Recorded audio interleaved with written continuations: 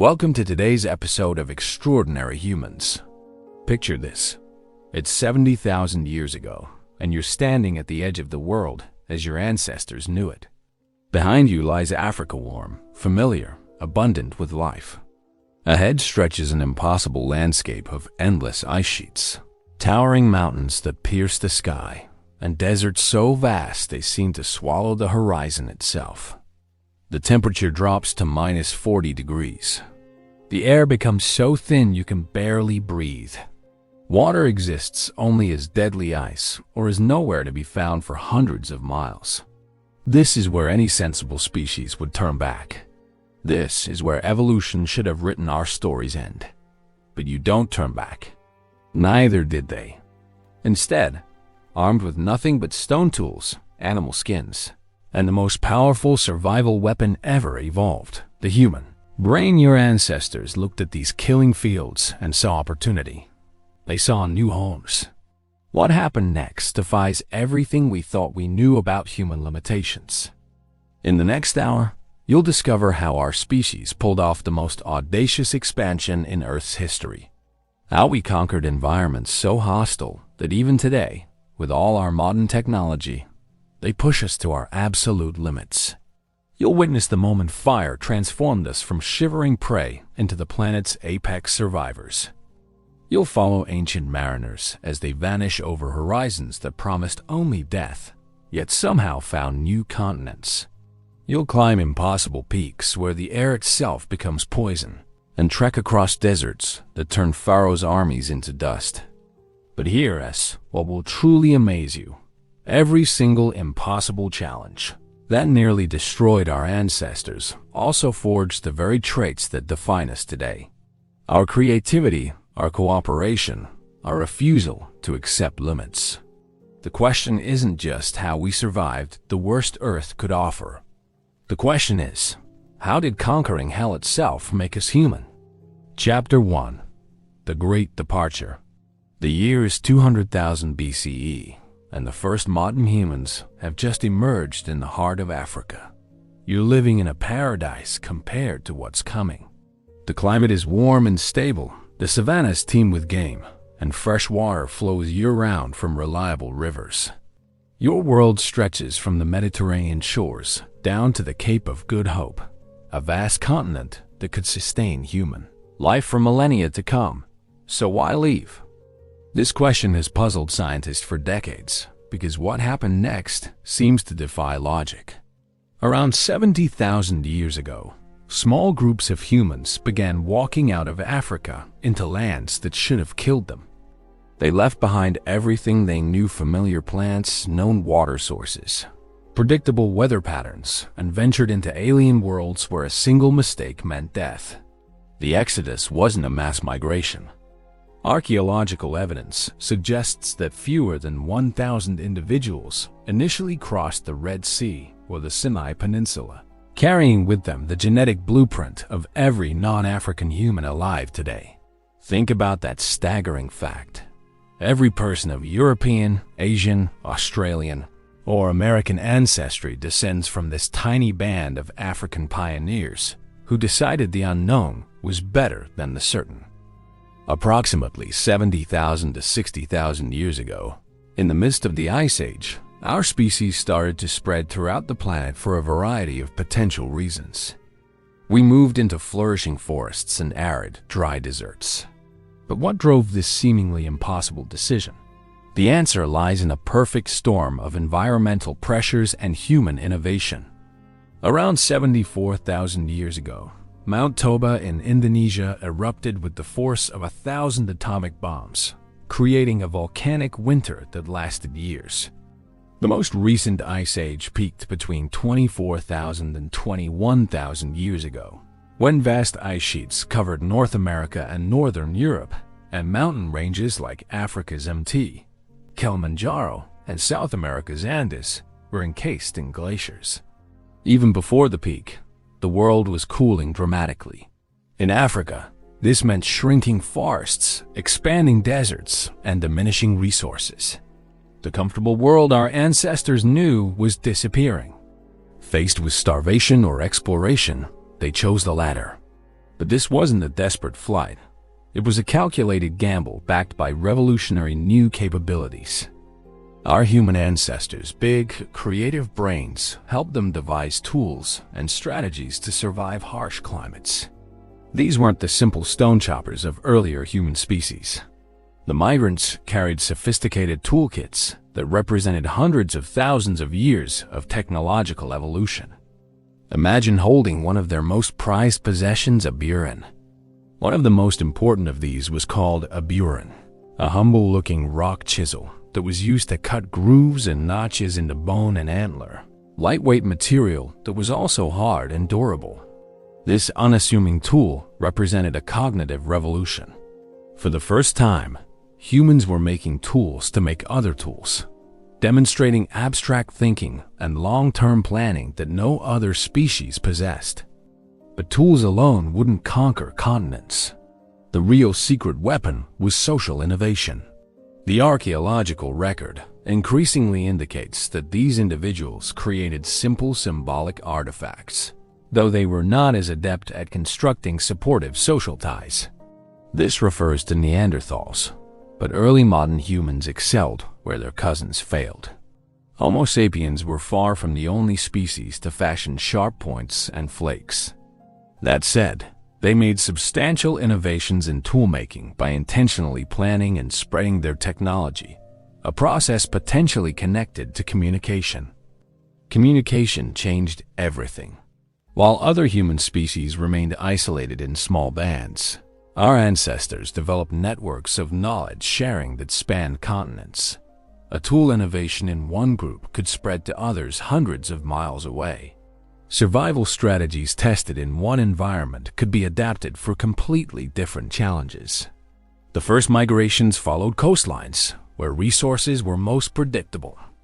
The layers of sediment visible on this hillside in the Rift Valley of southern Kenya illustrate change in the environmental conditions faced by human ancestors around 1 million years ago.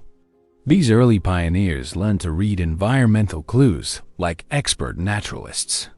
When wildlife biologists look at those paintings of reindeer and bison, they can tell you what time of year was painted just from the appearance of the animals' hides and skins.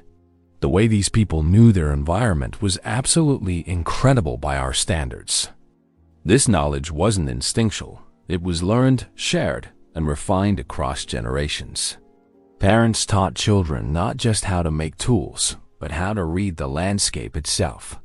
Which plants indicated water nearby, how to predict weather changes from animal behavior, when to move on and when to stay put.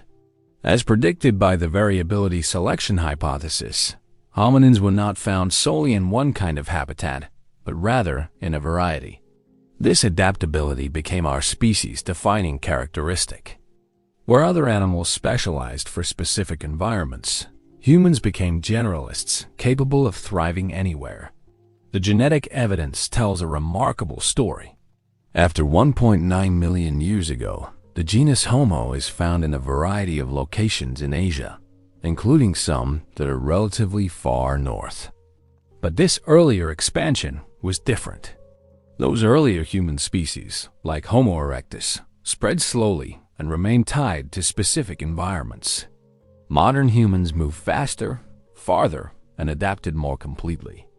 The ability of early humans to make and use tools, including the control of fire, allowed them to more easily access food by scraping meat off of bones more efficiently, crushing bones for the marrow inside, and obtaining new plant foods such as nutritious tubers and roots from underground. Fire was perhaps the most revolutionary technology. It didn't just provide warmth, it transformed nutrition, extended daily activity hours, and created social gathering points that strengthened group bonds. But the Great Departure was more than technological, it was psychological. They didn't have a map. They were just going over to the next valley and hillside to see what was there, and some of them went quite a distance. This simple statement captures something profound about human nature. We are the species that looks at horizons and wonders what lies beyond.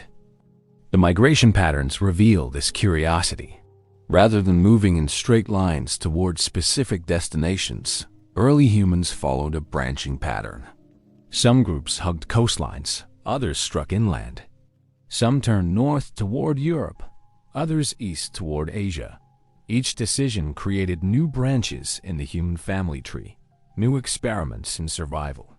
When humans began to expand out of Africa and into the rest of the world, they moved everywhere from mountains thousands of feet above sea level to blazing hot and extremely arid deserts, displaying an astonishing ability to adapt to the wide diversity of Earth's environments.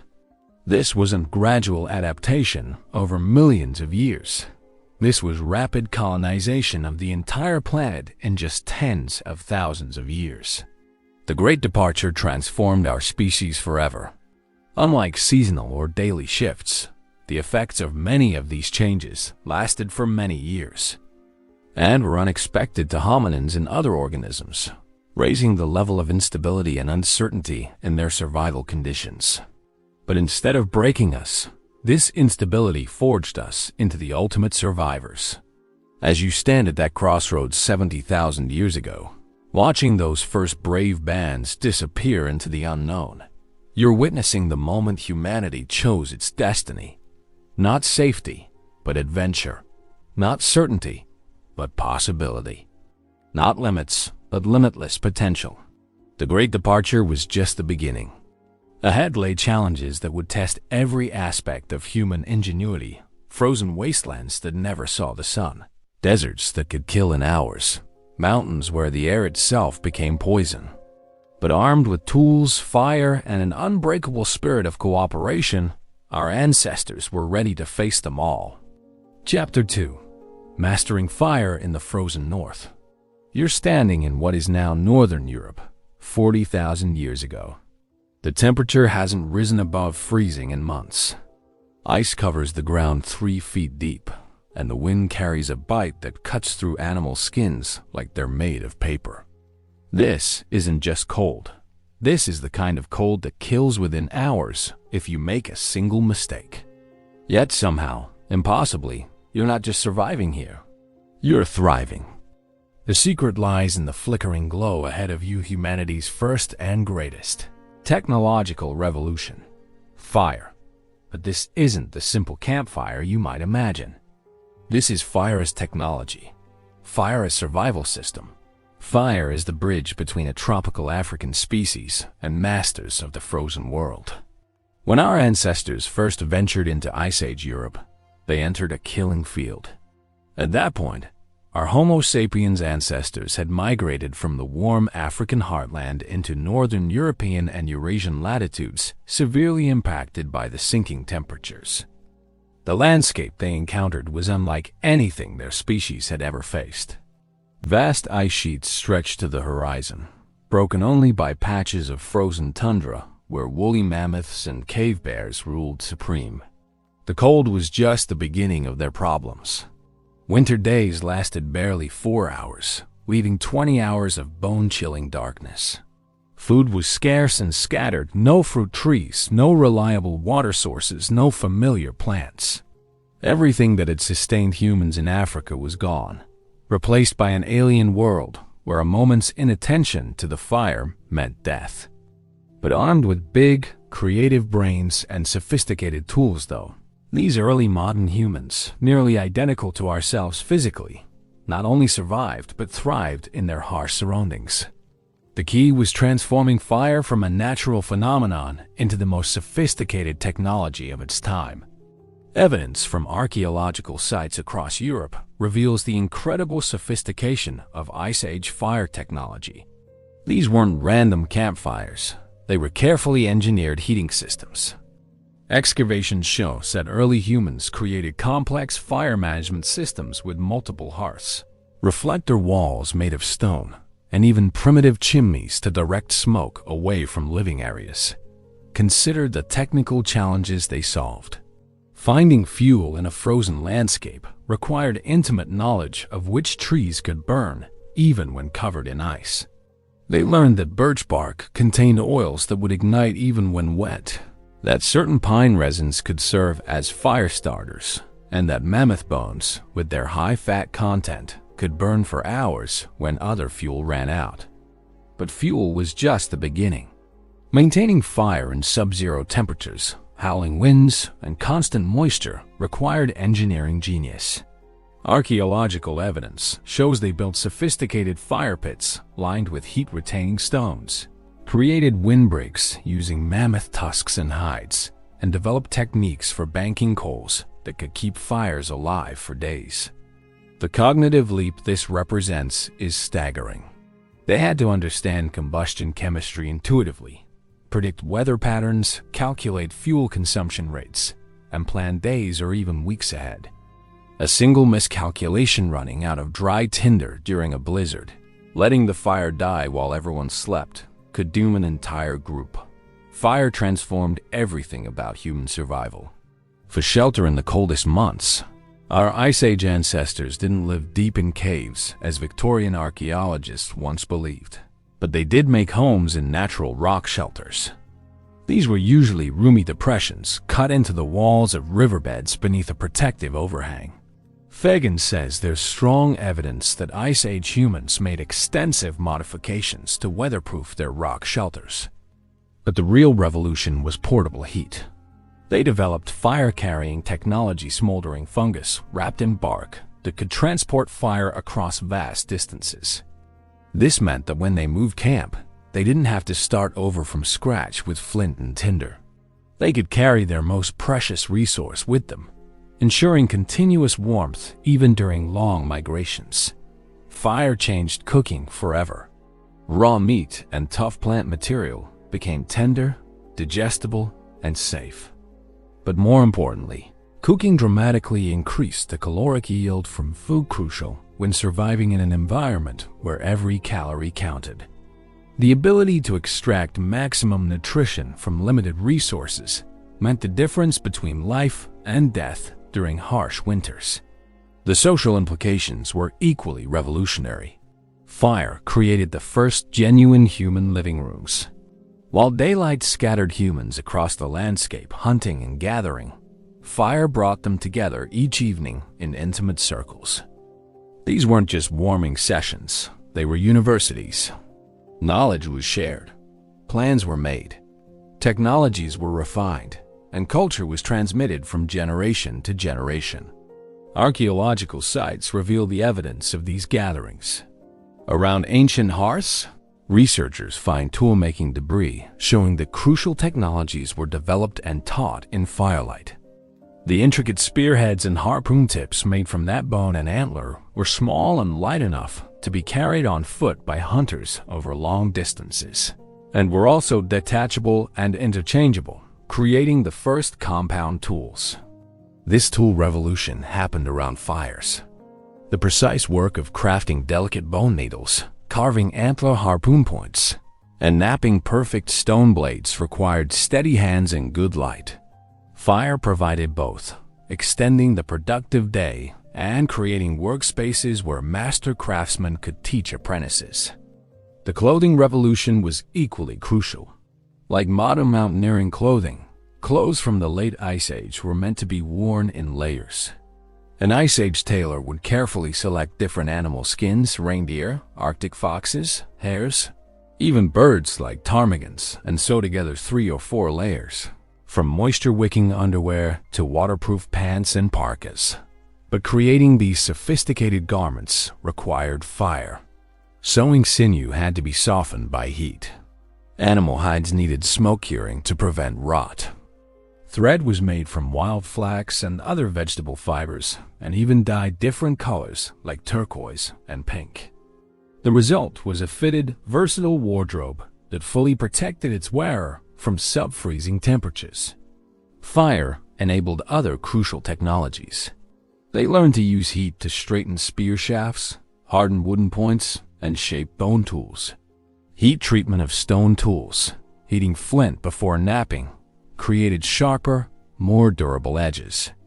This technique required precise temperature control and timing, representing a sophisticated understanding of material science.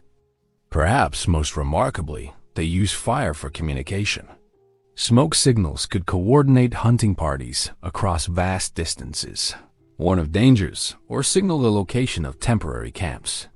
In a landscape where visual landmarks were scarce and weather could change in minutes, fire-based communication saved countless lives.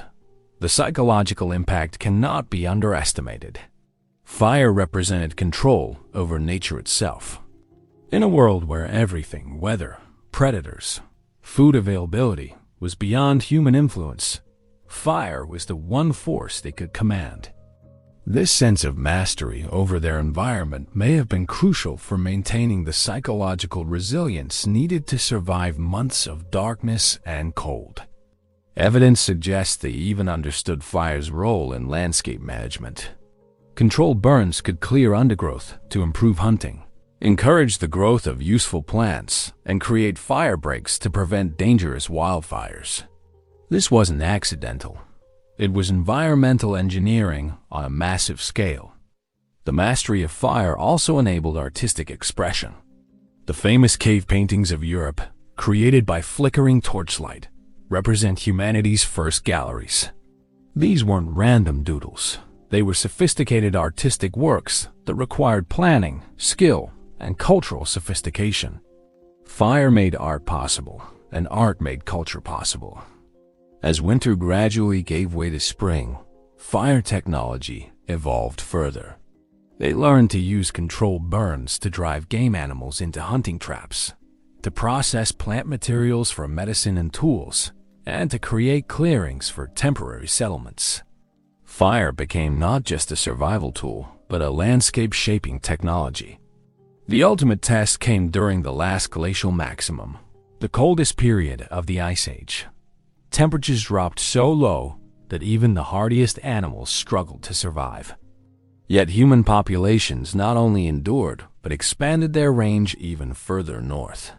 This achievement required fire technology so sophisticated that it wouldn't be matched until the Industrial Age. When you understand fire mastery at this level, the European colonization makes sense. These weren't desperate refugees fleeing from Africa. They were technological innovators armed with the most powerful survival system ever developed. Fire gave them the confidence to push into territories that no other species could inhabit. The legacy continues today. Every time you flip a light switch, adjust a thermostat, or cook a meal, you're using the same fundamental technology that allowed your ancestors to conquer the frozen north. Fire transformed us from tropical refugees into global dominators, proving that with the right technology and determination, no environment is truly impossible to inhabit. Chapter 3. Desert Pioneers. The sun is a merciless white disk overhead, baking the rocky ground to temperatures that would cook meat. There's no shade for miles, no water in sight, and the air shimmers with heat so intense it creates phantom lakes that vanish as you approach them. The temperature soars to 130 degrees Fahrenheit during the day, then plummets to near freezing at night. This is the Sahara, the Arabian Peninsula, the Kalahari landscapes, so hostile they seem designed to kill anything foolish enough to enter them. Yet standing before you is clear evidence that humans not only entered these killing fields, but made them home for hundreds of thousands of years. The desert, it turns out, didn't defeat us. We conquered it. The desert is one of the harshest environments to live in. It can be extremely hot during the day and freezing cold at night. There is sparse vegetation and little shade. The terrain is often rough, and to top it all off, there is minimal water. But recent discoveries are revolutionizing our understanding of when and how humans first adapted to these impossible conditions. For decades, scientists believed that desert adaptation was a relatively recent human achievement, something that happened after our species had already mastered other environments. The conventional wisdom suggested that only modern humans, with their advanced cognitive abilities and sophisticated tools, could survive in such extreme conditions. But groundbreaking research is revealing a far more remarkable story. Many researchers believe that it was early Homo sapiens that first adapted to life in the desert. However, A new study indicates that hominins may have adapted to desert life much earlier than previously thought. According to the study, researchers gathered data by testing biogeochemical, paleoenvironmental, and archaeological evidence. The results indicated that H. erectus lived in a semi-desert environment consisting mostly of shrubland. This discovery is staggering. Homo erectus, our ancient cousins who lived over 1 million years ago, were already solving the puzzle of desert survival long before modern humans even existed. These weren't sophisticated tool users with complex language and advanced planning abilities. They were working with Stone Age technology and basic cognitive abilities. Yet somehow they cracked the code of one of Earth's most challenging environments. The evidence comes from sites across Eastern Africa, where researchers have uncovered specialized stone tools such as scrapers and a notch tool, known as denticulates. According to the study, these tools were likely used to clean and butcher animals more efficiently. But these weren't just random implements. They represented sophisticated solutions to desert-specific challenges. Consider what desert survival actually requires. Desert inhabitants must be adaptable to survive these harsh conditions. As humans, to thrive in desert life, we must find ways to stay hydrated, stay out of the sun, and find food and shelter. Each of these challenges would seem impossible to overcome with primitive technology, yet our ancestors found ingenious solutions. Water was the ultimate challenge. In most environments, humans can survive 3 days without water. In desert heat, that window shrinks to less than 24 hours.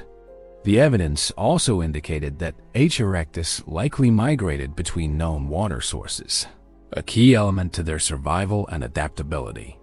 This wasn't random wandering. It was systematic water source management requiring detailed knowledge of seasonal patterns, underground springs, and temporary water sources.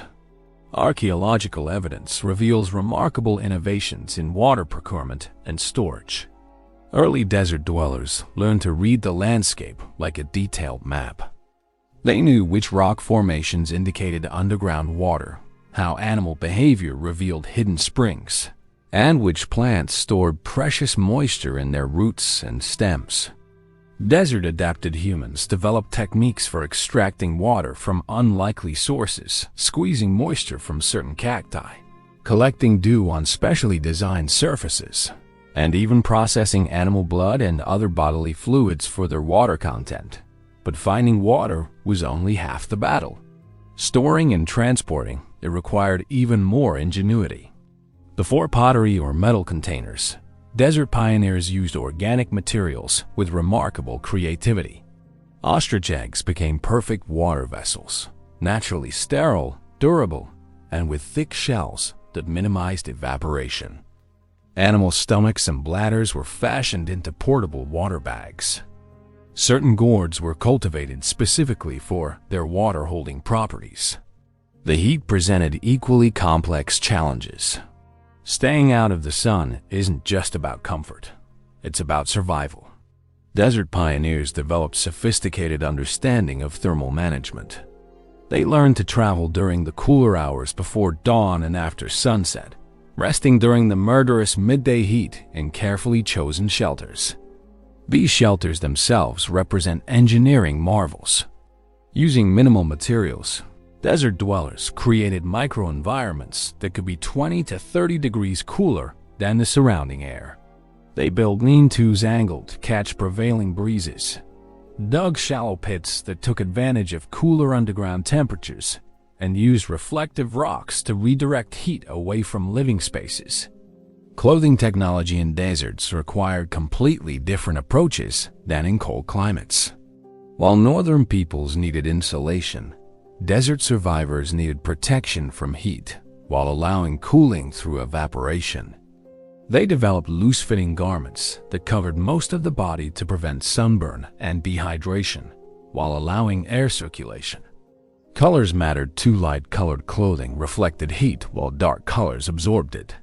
Food procurement in deserts demanded encyclopedic knowledge of plant and animal behavior. Desert-adapted humans became experts at reading seasonal patterns. They knew which plants produced edible seeds after rare rainfalls, which roots remained nutritious during drought years, and when various animals were most vulnerable to hunting. The tool innovations found at desert sites reveal sophisticated adaptation to local conditions. The specialized scrapers weren't just for butchering. They were designed for processing the tough, fibrous plants that stored water and nutrients. The denticulated tools could strip bark from certain trees that contained edible cambium layer, extract marrow from small bones, and process seeds that required specific preparation to be digestible.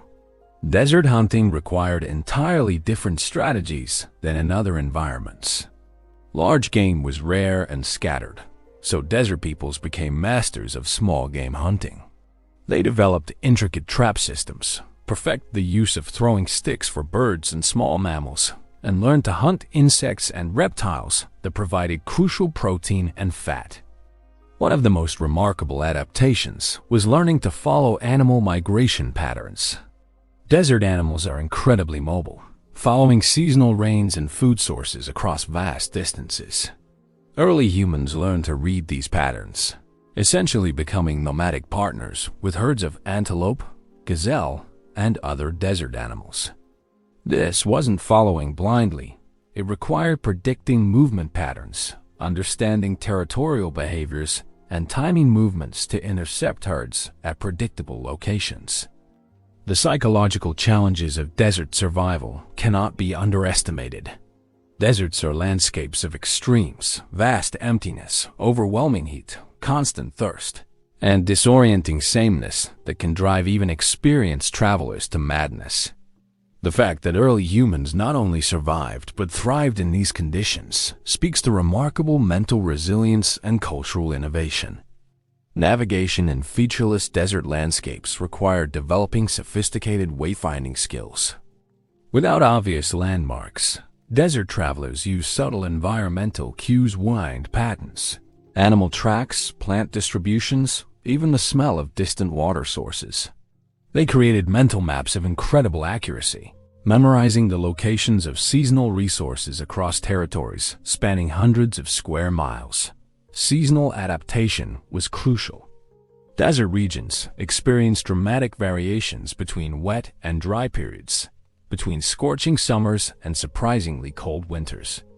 Successful desert peoples had to be constantly ready to shift strategies, following different food sources, adjusting clothing systems, moving between summer and winter camps, and storing resources during abundant periods to survive lean times.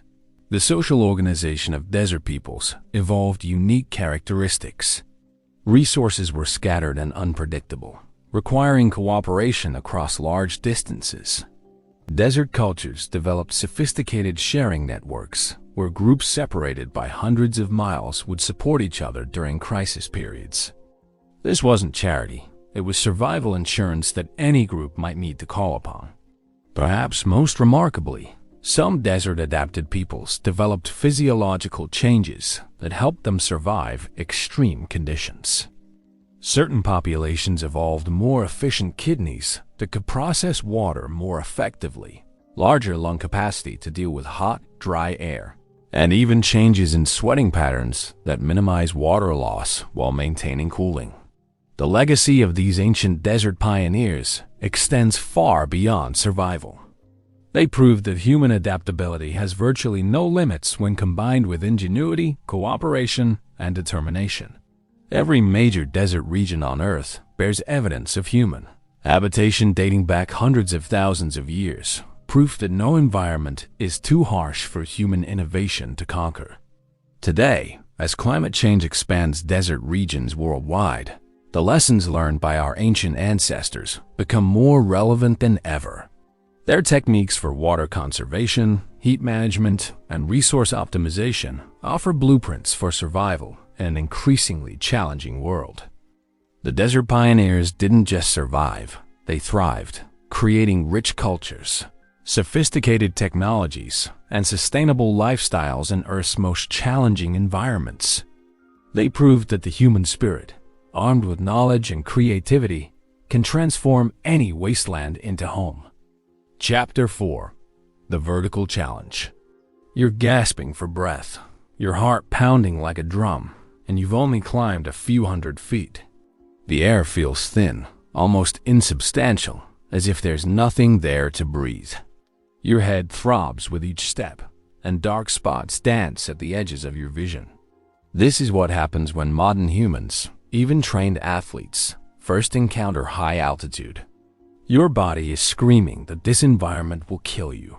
Yet looking around, you see clear evidence that people have not only survived here, but built entire civilizations. Stone terraces carved into impossible cliff faces. Ancient settlements perched on peaks that scraped the sky.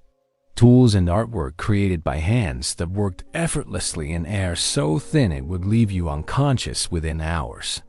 Welcome to humanity's vertical conquest, the extraordinary story of how our species learned to thrive in the clouds themselves.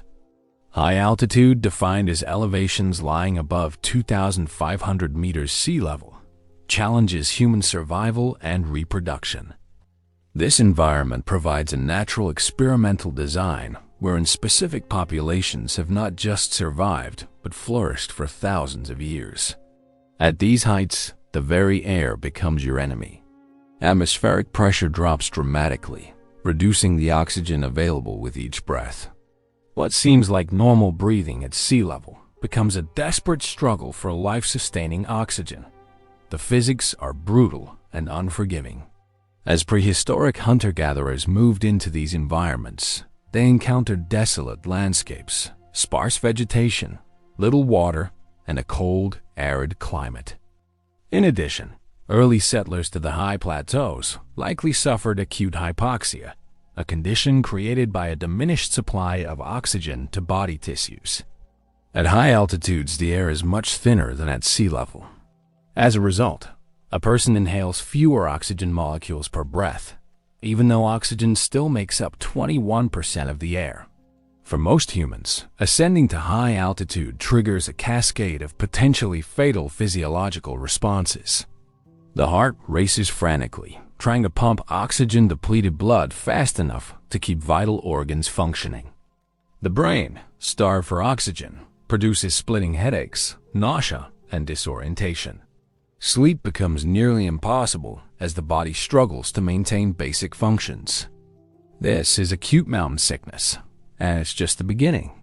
More severe altitude sickness can cause cerebral edema, brain swelling that leads to hallucinations, loss of coordination, and death. Pulmonary edema fills the lungs with fluid, essentially drowning victims in their own bodies. High-altitude sojourners often suffer from acute mountain sickness, whereas residents may experience chronic mountain sickness. For lowlanders, these conditions can be fatal within hours. Yet somehow, incredibly, humans learn not just to survive, but to thrive at altitudes that should kill them. The three geographic regions where humans have adapted to high altitude are the Andean Altiplano, Semine Plateau, and the Tibetan Plateau. Each represents a masterpiece of human adaptation, but the story of how they got there is even more remarkable.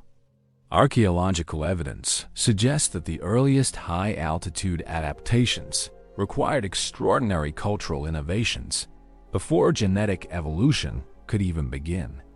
The ability to survive in such harsh environments required control of fire and expanded toolkit that included bone needles to make complicated clothing that protected the body in a significant way, and the cultural flexibility to change subsistence practices. Consider the Tibetan Plateau, often called the roof of the world. This vast elevated region averages over 14,000 feet above sea level, higher than most mountain peaks in other ranges. The archaeological record shows human presence here dating back at least 40,000 years, with some evidence suggesting even earlier occupation. These weren't brief visits by hardy explorers.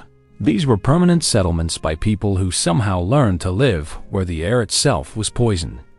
The Andean plateaus tell an equally extraordinary story. Archaeological discoveries show that humans were living at altitudes above 12,000 feet over 12,000 years ago. These early Andean peoples weren't just surviving, they were creating sophisticated agricultural systems, building monumental architecture, and developing complex societies. The harsh mountain environment may have discouraged European invaders, protecting highland dwellers from frequent exposure to lethal foreign diseases. The initial cultural adaptations were nothing short of ingenious.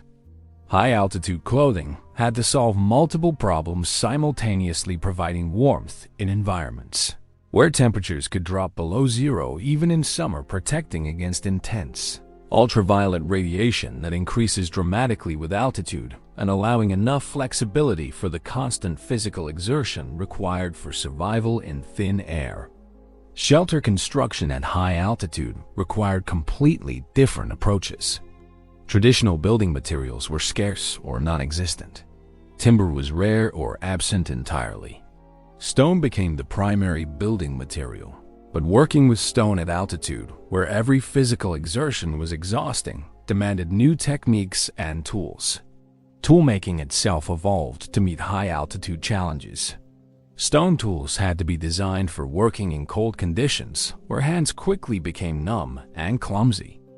Weapons needed to be effective against high-altitude animals that were often larger and more aggressive than lowland species. Food processing tools had to handle new types of plants and animals found only at extreme elevations.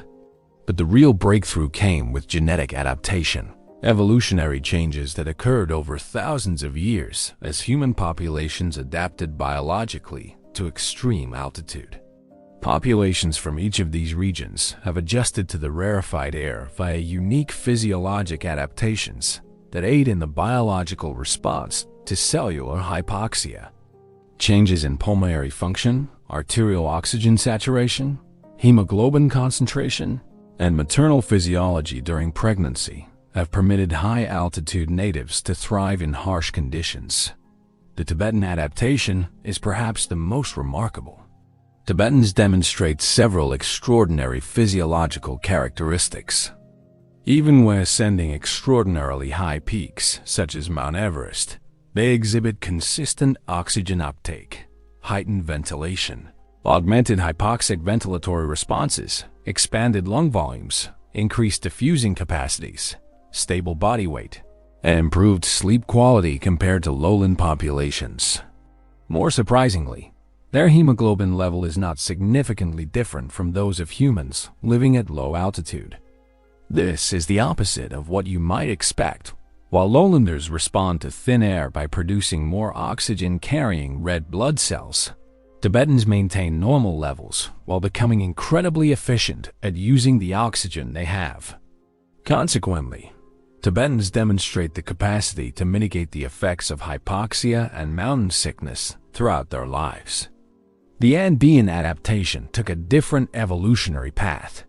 In contrast to the Tibetans, Andean highlanders show different patterns of hemoglobin adaptation. Their hemoglobin concentration is higher than those of lowlander populations, which also happens to lowlanders who move to high altitudes. This represents a different solution to the same problem. Rather than becoming more efficient at using available oxygen, Andeans evolved to carry more oxygen in their blood. Ethiopian highlanders represent yet a third evolutionary solution. A pilot study conducted of Ethiopian highlanders living at 11,580 feet suggests that, unlike the Tibetans, they don't breathe more rapidly than people at sea level and aren't able to more effectively synthesize nitric oxide. Nor do the Ethiopians have higher hemoglobin counts than sea-level people. Yet despite living at elevations with low oxygen content, the Ethiopian highlanders were hardly hypoxic at all. Researchers still have no clear understanding of how they accomplished this remarkable feat. The genetic research reveals fascinating details about human adaptation. Genomic studies have identified several genes that underlie high-altitude adaptive phenotypes, many of which are central components of the hypoxia-inducible factor pathway. In Tibetans, genetic signatures have been found in the HIF2A gene, which encodes for HIF2 alpha, and the prelyl hydroxylase domain protein 2 gene, which encodes for one of its key regulators. Recent research indicates a genetic basis for these physiological differences, highlighting the contribution of genetic adaptation, not simply acclimatization to high-altitude adaptive phenotypes. Moreover, it has been proposed that high-altitude adaptation is one of the strongest instances of natural selection acting on humans. Some genetic changes occurred remarkably quickly in evolutionary terms. Tibetan adaptations became prevalent in the past 3,000 years, an example of rapid recent human evolution. The reproductive advantages of high-altitude adaptation are striking. It has been documented that Tibetan women with high likelihood of possessing 1 to 2 alleles for high blood oxygen content had more surviving children. The higher the oxygen capacity, the lower the infant mortality. This created powerful selective pressure that drove rapid genetic change. Cultural and genetic adaptations worked together. Growth and development under hypoxic conditions are hypothesized to contribute to physiological adaptations by altering an individual's genetic potential. And pulmonary volume and oxygen saturation appear to be phenotypically plastic and shaped by hypoxia exposure during early development. The psychological adaptations may be equally important. Living at high altitude requires constant attention to environmental conditions, physical limitations, and resource management. High-altitude peoples developed remarkable mental resilience and decision-making abilities that allowed them to thrive where others would quickly perish. Today, an estimated 81.6 million humans live permanently at altitudes above 8,200 feet. Their existence represents one of humanity's greatest adaptive achievements, proof that with enough time, ingenuity, and determination, we can evolve to survive in environments that seem utterly impossible. The vertical challenge wasn't just about reaching great heights, it was about redefining what it means to be human. In learning to breathe thin air and thrive in the sky itself, our ancestors proved that no environment is beyond our species' remarkable capacity for adaptation.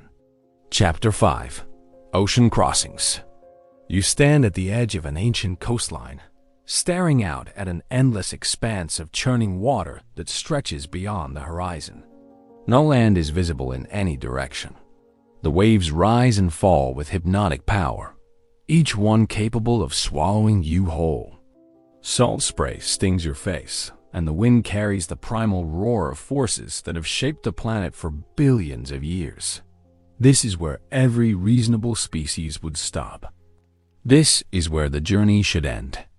But in your hands, you hold humanity's most audacious invention, a collection of lashed bamboo poles, animal hides stretched over a wooden frame, or perhaps logs bound together with plant fibers. It looks impossibly fragile against the oceanic immensity before you. Yet this simple craft represents one of the greatest technological leaps in human history, the moment we learn to walk on water. Welcome to the story of humanity as maritime revolution. The incredible journeys that transformed us from land-bound creatures into masters of the seven seas. The first watercraft are likely to have been rafts, as these make less demands on the woodworking skills of pre-Neolithic builders. But don't let the word raft fool you into thinking these were crude constructions. Archaeological evidence and experimental reconstructions reveal that ancient rafts were sophisticated vessels capable of extraordinary journeys. Actualistic experiments in which simple rafts were built with natural materials, such as bamboo, illustrate that distances of up to 80 kilometers could be traveled. When food and freshwater storage technology were available, distances can reach up to several thousands of kilometers. The scale of early maritime achievements is staggering. Since no land connection existed between Asia and Australia, Australia's people must have arrived by boat. The first human crossing by boats likely occurred across a 55-mile open sea from Indonesia to Australia around 65,000 years ago. Think about what this means. 65,000 years ago, using Stone Age technology, our ancestors successfully navigated one of the world's most challenging ocean passages. This wasn't a short hop between visible islands. Even with the lower sea levels of that time, this crossing would have involved traveling out of sight of land.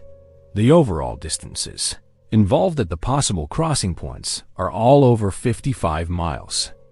For Stone Age navigators, losing sight of land meant entering a realm of pure faith, where a single navigational error could mean death for everyone aboard.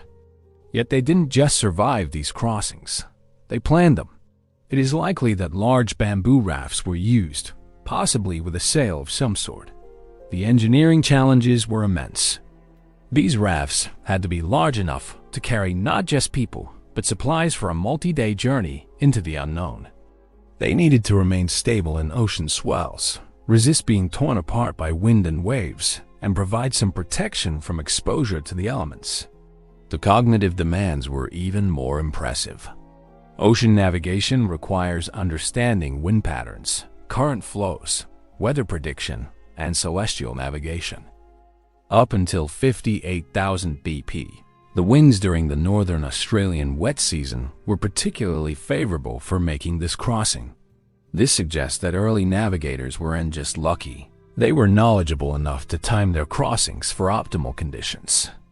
But Australia was just the beginning. The spread of anatomically modern humans across the Wallace Line and into Sahul necessitated crossing bodies of water. The archaeological record reveals a pattern of systematic island hopping that speaks to remarkable maritime capabilities.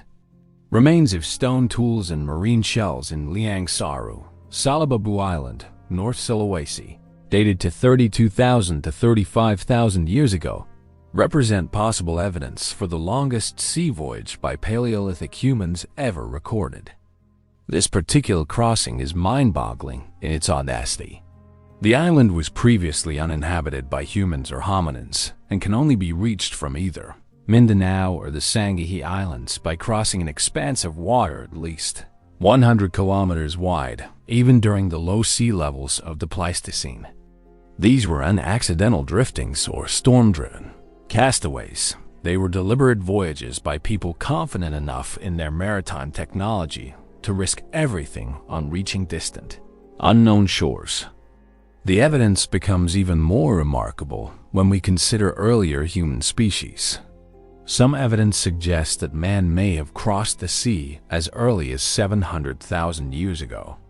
Geologists dated the finds to some 800,000 to 880,000 years ago, a time when early humans known as Homo erectus wandered parts of Southeast Asia.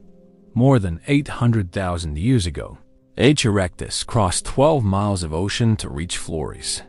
If this evidence holds up, it means our much earlier ancestors were already accomplished seafarers long before modern humans even evolved. Even more controversially, evidence suggests Neanderthals took to boats before modern humans. Stone tools uniquely associated with Neanderthals have been found on islands in the Mediterranean Sea that were definitely islands 100,000 years ago.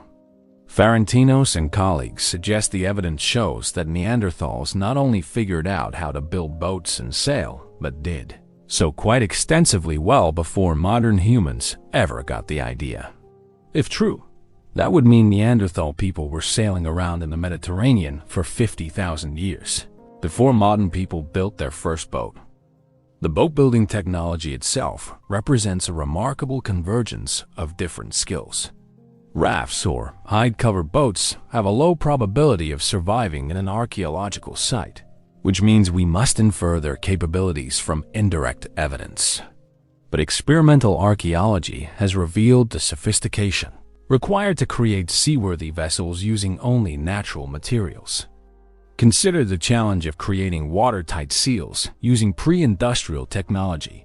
Builders had to understand which plant resins would remain flexible when wet, which animal products could create waterproof joints, and how to design hull shapes that would remain stable in different sea conditions. They needed to select materials that would retain their strength when, saturated with salt water, and developed techniques for quick repairs when leaks inevitably developed during voyages. The navigation technology was equally sophisticated. Celestial navigation was essential for ancient mariners. Sailors observed stars, the sun, and the moon to guide their journeys. This technique allowed them to navigate vast oceans without visible landmarks. Mariners learned to recognize key constellations and use the sun's position to determine direction during the day. But ancient navigation went far beyond basic celestial observation. Polynesian navigators, inheriting techniques that may date back tens of thousands of years, developed the most sophisticated non-instrumental navigation system ever created. They used birds and ocean currents alongside celestial bodies, reading the ocean like a detailed map. They could detect distant islands by observing cloud patterns, wave interference patterns, and the flight behavior of seabirds. The social organization required for successful ocean voyaging was equally complex. These weren't solo adventures. They required coordinated group efforts with specialized roles. Someone had to serve as navigator, others as boat builders, provisions managers, and skilled sailors. The decision to undertake a major ocean crossing required group consensus and detailed planning that could take months or even years. The provisioning challenges were enormous. Ocean voyages lasting days or weeks required careful calculation of water and food supplies. Freshwater storage was particularly challenging. Containers had to be leak-proof, protected from saltwater contamination, and rationed precisely to last the entire journey. Food had to be selected for long-term storage without spoilage, high nutritional density, and resistance to saltwater damage. But perhaps the most remarkable aspect was the psychological courage required. Imagine standing on the shore with your family and all your possessions loaded into a small craft, knowing that once you lose sight of land, there's no turning back.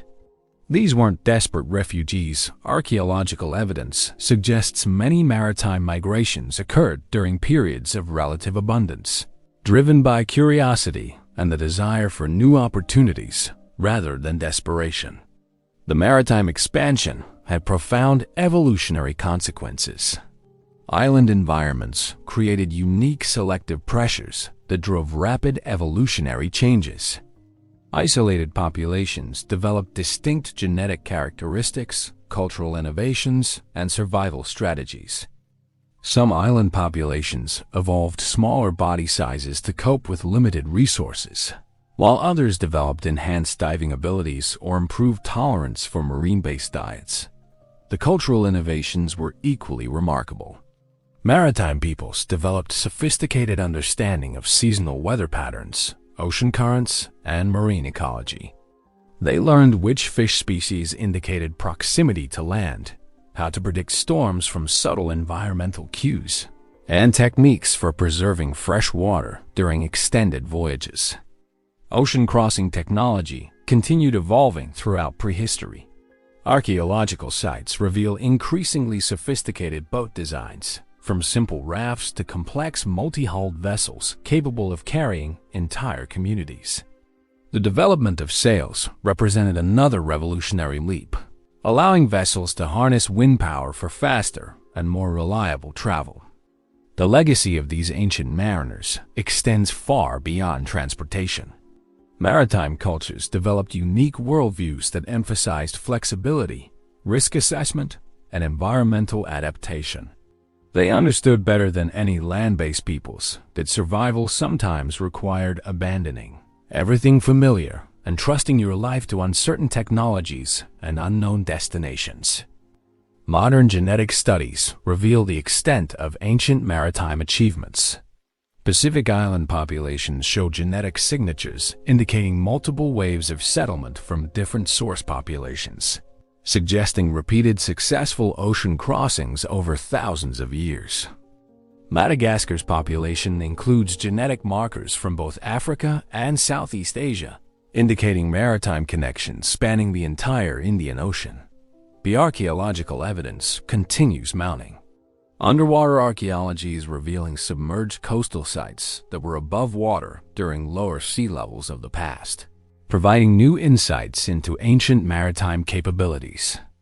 These sites contain evidence of sophisticated watercraft construction, navigation tools, and maritime adapted lifestyles dating back tens of thousands of years. The story of human ocean crossings isn't just about reaching new lands. It is about fundamentally changing what it means to be human. Maritime technology required new forms of cooperation, planning, and risk management. It demanded unprecedented levels of environmental knowledge and technological innovation. Most importantly, it required a willingness to venture into the unknown, based on nothing more than confidence in human ingenuity and determination. When you consider that we accomplished all this using Stone Age technology, the achievement becomes even more extraordinary. No GPS, no weather forecasting, no radio communication, no modern safety equipment. Just knowledge, courage, and small craft that represented humanity's first victory over the planet's greatest barriers. The ocean, which should have confined us to single continents, instead became the highway that spread humanity across the entire globe. In learning to cross the water, we didn't just reach new shores. We discovered that no frontier was beyond our reach. Chapter 6. Arctic Survivors. The wind screams across the ice with a fury that feels personal, driving crystals of frozen air into your face like tiny daggers. The temperature reads -60 degrees Fahrenheit, cold enough to freeze exposed skin in minutes and turn breath into ice before it leaves your lungs. Above you, the sun hasn't appeared in months, won't appear for months more. This is perpetual night in a world of white death, where a single mistake in clothing, shelter, or navigation means becoming another frozen monument to nature's absolute power. Yet somehow, impossibly, this isn't a death sentence. It's home. Welcome to humanity's most extreme survival story, the conquest of the Arctic, Earth's final frontier. Here, at the very edge of the habitable world, our ancestors didn't just survive.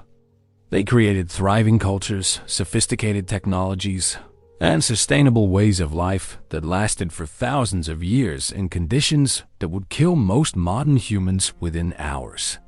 The Arctic represents the ultimate test of human adaptability.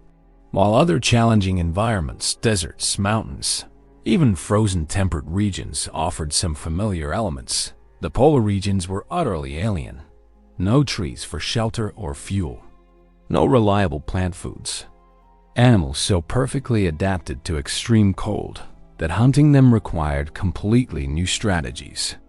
Seasonal patterns so extreme that the sun disappeared entirely for months at a time. The first humans to venture into true Arctic conditions faced challenges that pushed the boundaries of what seemed physically and technologically possible. They had to solve problems that had no precedent in human experience. How do you build shelter when there's no wood? How do you find food when nothing grows?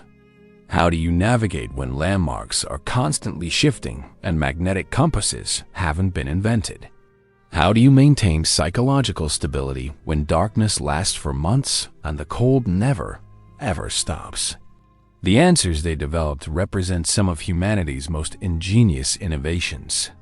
Arctic survival required revolutionary advances in clothing technology that wouldn't be matched by industrial civilization for thousands of years.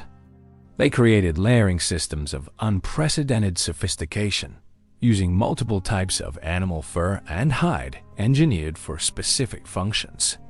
Inner layers wicking moisture away from the skin, middle layers trapped warm air for insulation, and outer layers repelled wind and snow while allowing some ventilation to prevent overheating during physical exertion.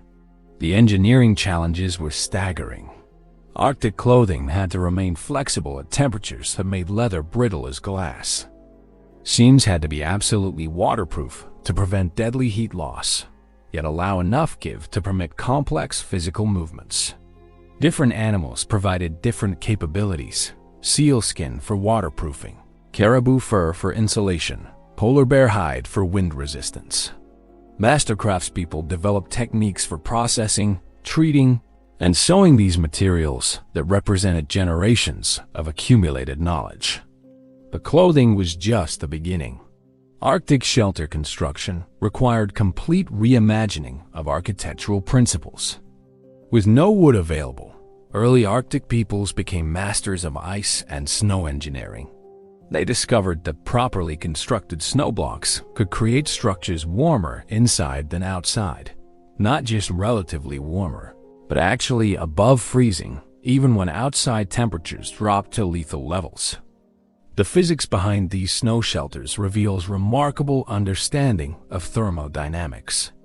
Snow is an excellent insulator when properly managed, trapping air in countless tiny pockets. Arctic builders learned to select snow of specific density and texture, cut blocks at precise angles, and construct domes that would be self-supporting while maximizing internal volume. They developed techniques for creating ventilation systems that prevented carbon dioxide buildup while maintaining warmth, and methods for adding interior features like sleeping platforms, storage areas, and even windows made from clear ice. Underground construction became another crucial technology. Arctic peoples learned to dig into permafrost and build semi-subterranean shelters that took advantage of ground temperatures several degrees warmer than surface air. These earth lodges required sophisticated understanding of drainage, ventilation, and structural integrity in frozen soil conditions. The fuel crisis in the Arctic demanded completely new solutions. With no wood available over vast areas, Arctic survivors had to find alternative energy sources for heating and cooking. They became experts at using animal fats as fuel, developing oil lamps that could burn for hours using seal, whale, or fish oil. These weren't simple torches. They were precision-engineered heating and lighting systems with adjustable wicks, reflective surfaces to maximize light output, and designs that minimized fuel consumption while maximizing heat production. Some Arctic peoples discovered natural gas seeps and learned to harness them for heating. Others developed techniques for using dried animal dung, bones, and even certain types of algae as fuel sources. The most ingenious discovered how to create combustible materials from otherwise useless organic matter, processing and preparing fuel sources during brief summer months for use throughout the long Arctic winter. Food procurement in the Arctic required mastering entirely new hunting and processing technologies. Traditional hunting methods failed completely in polar conditions. Animals were scarce, widely scattered, and perfectly adapted to detecting and avoiding predators. Arctic hunters developed specialized equipment and techniques that represent some of humanity's most sophisticated pre-industrial technology. Ice fishing became a precise science. Arctic peoples learned to read ice conditions to determine safety, thickness, and the likelihood of finding fish below. They developed specialized tools for cutting through ice several feet thick, techniques for locating fish in dark water, and methods for processing catches in sub-zero temperatures before they froze solid. Marine mammal hunting required even greater innovation. Seals, the primary protein source for many Arctic peoples, are incredibly difficult to hunt. They're fast, intelligent, and spend most of their time underwater. Arctic hunters developed patient hunting techniques that could require waiting motionless for hours in deadly cold, watching breathing holes in the ice for the brief moment when a seal would surface for air. The technology of Arctic hunting weapons was equally sophisticated. Harpoons had to be perfectly balanced for accuracy, strong enough to penetrate thick hides and blubber, yet designed with detachable points that would remain embedded in prey that might otherwise escape underwater. Hunters developed complex systems of lines, floats, and drag devices that could slow down and eventually exhaust large marine mammals. Food processing and storage in Arctic conditions required completely different approaches than in temperate climates. The extreme cold was both challenge and opportunity. It provided natural refrigeration that could preserve meat for months, but also made food preparation extremely difficult. Arctic peoples developed techniques for processing frozen meat, extracting maximum nutrition from every part of hunted animals, and creating portable, high-energy foods that could sustain hunters during long expeditions. They learned to utilize every part of hunted animals with efficiency that would impress modern sustainability experts. Meat provided protein, fat provided calories and fuel. Bones became tools and structural materials. Hides became clothing and shelter materials. Even blood and organs were processed for specific nutritional needs. This wasn't just practical necessity. It was sophisticated resource management that sustained communities through months-long winters when fresh hunting was impossible. Transportation technology in the Arctic evolved unique solutions. Without horses or other large domesticated animals, Arctic peoples had to develop human-powered transportation systems capable of moving people and supplies across vast distances of ice, snow, and rough terrain. They invented and perfected sled designs that could carry enormous loads while remaining maneuverable in challenging conditions. Some Arctic cultures developed the most sophisticated dog sledding systems ever created. They learned to breed, train, and manage sled dog teams that could travel hundreds of miles across trackless ice. The relationship between musher and dogs was partnership requiring deep understanding of animal behavior, navigation, weather prediction, and survival psychology. Ice travel navigation represented another remarkable achievement. Arctic peoples learned to read subtle environmental cues that allowed them to navigate across seemingly featureless landscapes. They could predict ice conditions from wind patterns, weather changes from animal behavior, and direction from stellar observations even during months of perpetual darkness.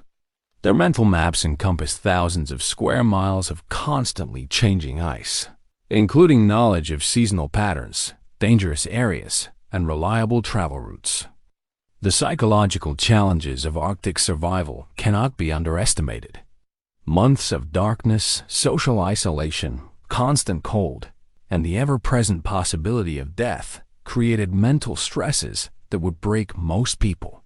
Arctic cultures developed sophisticated social and psychological coping mechanisms that maintained group cohesion and individual sanity under extreme conditions. Storytelling became crucial technology. Long winter nights were filled with complex narratives that served multiple functions: entertainment, education, cultural preservation, and psychological therapy. These weren't simple tales. They were sophisticated information systems that encoded crucial survival knowledge, social values, and environmental understanding in memorable forms that could be transmitted across generations. Social organization in Arctic communities evolved unique characteristics adapted to extreme conditions. Resource sharing was mandatory for survival. No individual or family could survive Arctic winters alone. They developed elaborate systems of reciprocity and mutual support that ensured everyone's survival while maintaining social stability. Leadership systems evolved that could make rapid decisions during emergencies while maintaining group consensus during normal periods. Arctic cultures also developed remarkable artistic and spiritual traditions that flourished despite harsh conditions. They created intricate carvings from bone and ivory, sophisticated textiles from animal fibers, and complex ceremonial objects that demonstrated high levels of craftsmanship and aesthetic sophistication. These weren't luxury items. They were expressions of human creativity and cultural identity that maintained community bonds and individual purpose even in the harshest conditions. The seasonal cycles of Arctic life required precise timing and planning. Communities had to coordinate complex preparations for winter during brief summer months, including hunting and preserving food, gathering materials for clothing and shelter, and maintaining equipment and tools. The margin for error was zero mistakes during preparation meant death during winter. Modern research has revealed that some Arctic populations developed physiological adaptations to extreme cold. Certain groups evolved improved circulation to extremities, more efficient metabolism of high-fat diets, and enhanced ability to maintain core body temperature in frigid conditions. These genetic adaptations occurred alongside cultural innovations, creating human populations uniquely suited to polar survival. The legacy of Arctic survivors extends far beyond their own communities. Their innovations in clothing, shelter, food preservation, and transportation influenced technological development worldwide. Modern cold weather gear still uses principles first developed by Arctic peoples thousands of years ago. Their understanding of nutrition, survival psychology, and environmental adaptation provides crucial knowledge for modern polar research and exploration. Perhaps most importantly, Arctic survivors proved that human adaptability has no limits when combined with intelligence, cooperation, and determination. They transformed Earth's most hostile environment into sustainable human habitat, demonstrating that our species can thrive literally anywhere on the planet. In conquering the Arctic, they didn't just survive at the edge of the world. They proved that for humans, there are no edges at all. Chapter 7. Underground Worlds. You're crawling through a passage so narrow your shoulders scrape the walls on both sides. The darkness ahead is absolute, not just the absence of light, but a living, breathing blackness that seems to press against your face. Behind you, the entrance has vanished into shadow, and you realize with a primitive terror that you are now completely surrounded by millions of tons of solid rock. The air feels thick and strange, carrying scents of minerals and dampness that no surface dweller has ever smelled. This should be where the human story ends. We are creatures of open skies and sunlight, not moles suited for life in perpetual darkness. Yet the flickering light in your hand illuminates something extraordinary: deliberate modifications to the cave walls, tool marks, carefully placed stones, and the unmistakable signs that humans haven't just entered this underground world, they've made it home. Welcome to humanity's most claustrophobic conquest, the mastery of subterranean environments that transformed dark, dangerous caverns into sophisticated living spaces, workshops, temples, and entire cities carved from solid rock. The relationship between humans and caves stretches back to our earliest ancestors. But the story is far more complex than the popular image of cavemen suggests. For shelter in the coldest months, our Ice Age ancestors didn't live deep in caves, as Victorian archaeologists once believed, but they did make homes in natural rock shelters. These were usually roomy depressions cut into the walls of riverbeds beneath a protective overhang. But as human technology and confidence evolved, we ventured deeper and deeper underground, eventually creating subterranean worlds that rivaled surface settlements in their complexity and sophistication. The initial attraction of caves was obvious natural shelter from weather, predators, and enemies. But caves presented unique challenges that required completely new survival strategies. Underground environments are naturally cool and humid, maintaining relatively stable temperatures year-round, but often hovering near levels that would cause hypothermia without proper preparation. Air circulation can be poor or non-existent in deep chambers, creating risks of carbon dioxide buildup or oxygen depletion. Navigation in complete darkness requires entirely different spatial reasoning skills than surface travel. Most critically, caves are inherently dangerous. Rock falls, unstable formations, underground streams that can flood without warning, and easy disorientation that can trap explorers forever in branching passages. Every venture underground was a calculated risk that required sophisticated understanding of geology, hydrology, and cave system dynamics. Yet archaeological evidence reveals that humans not only conquered these challenges, but turned caves into centers of innovation and cultural development.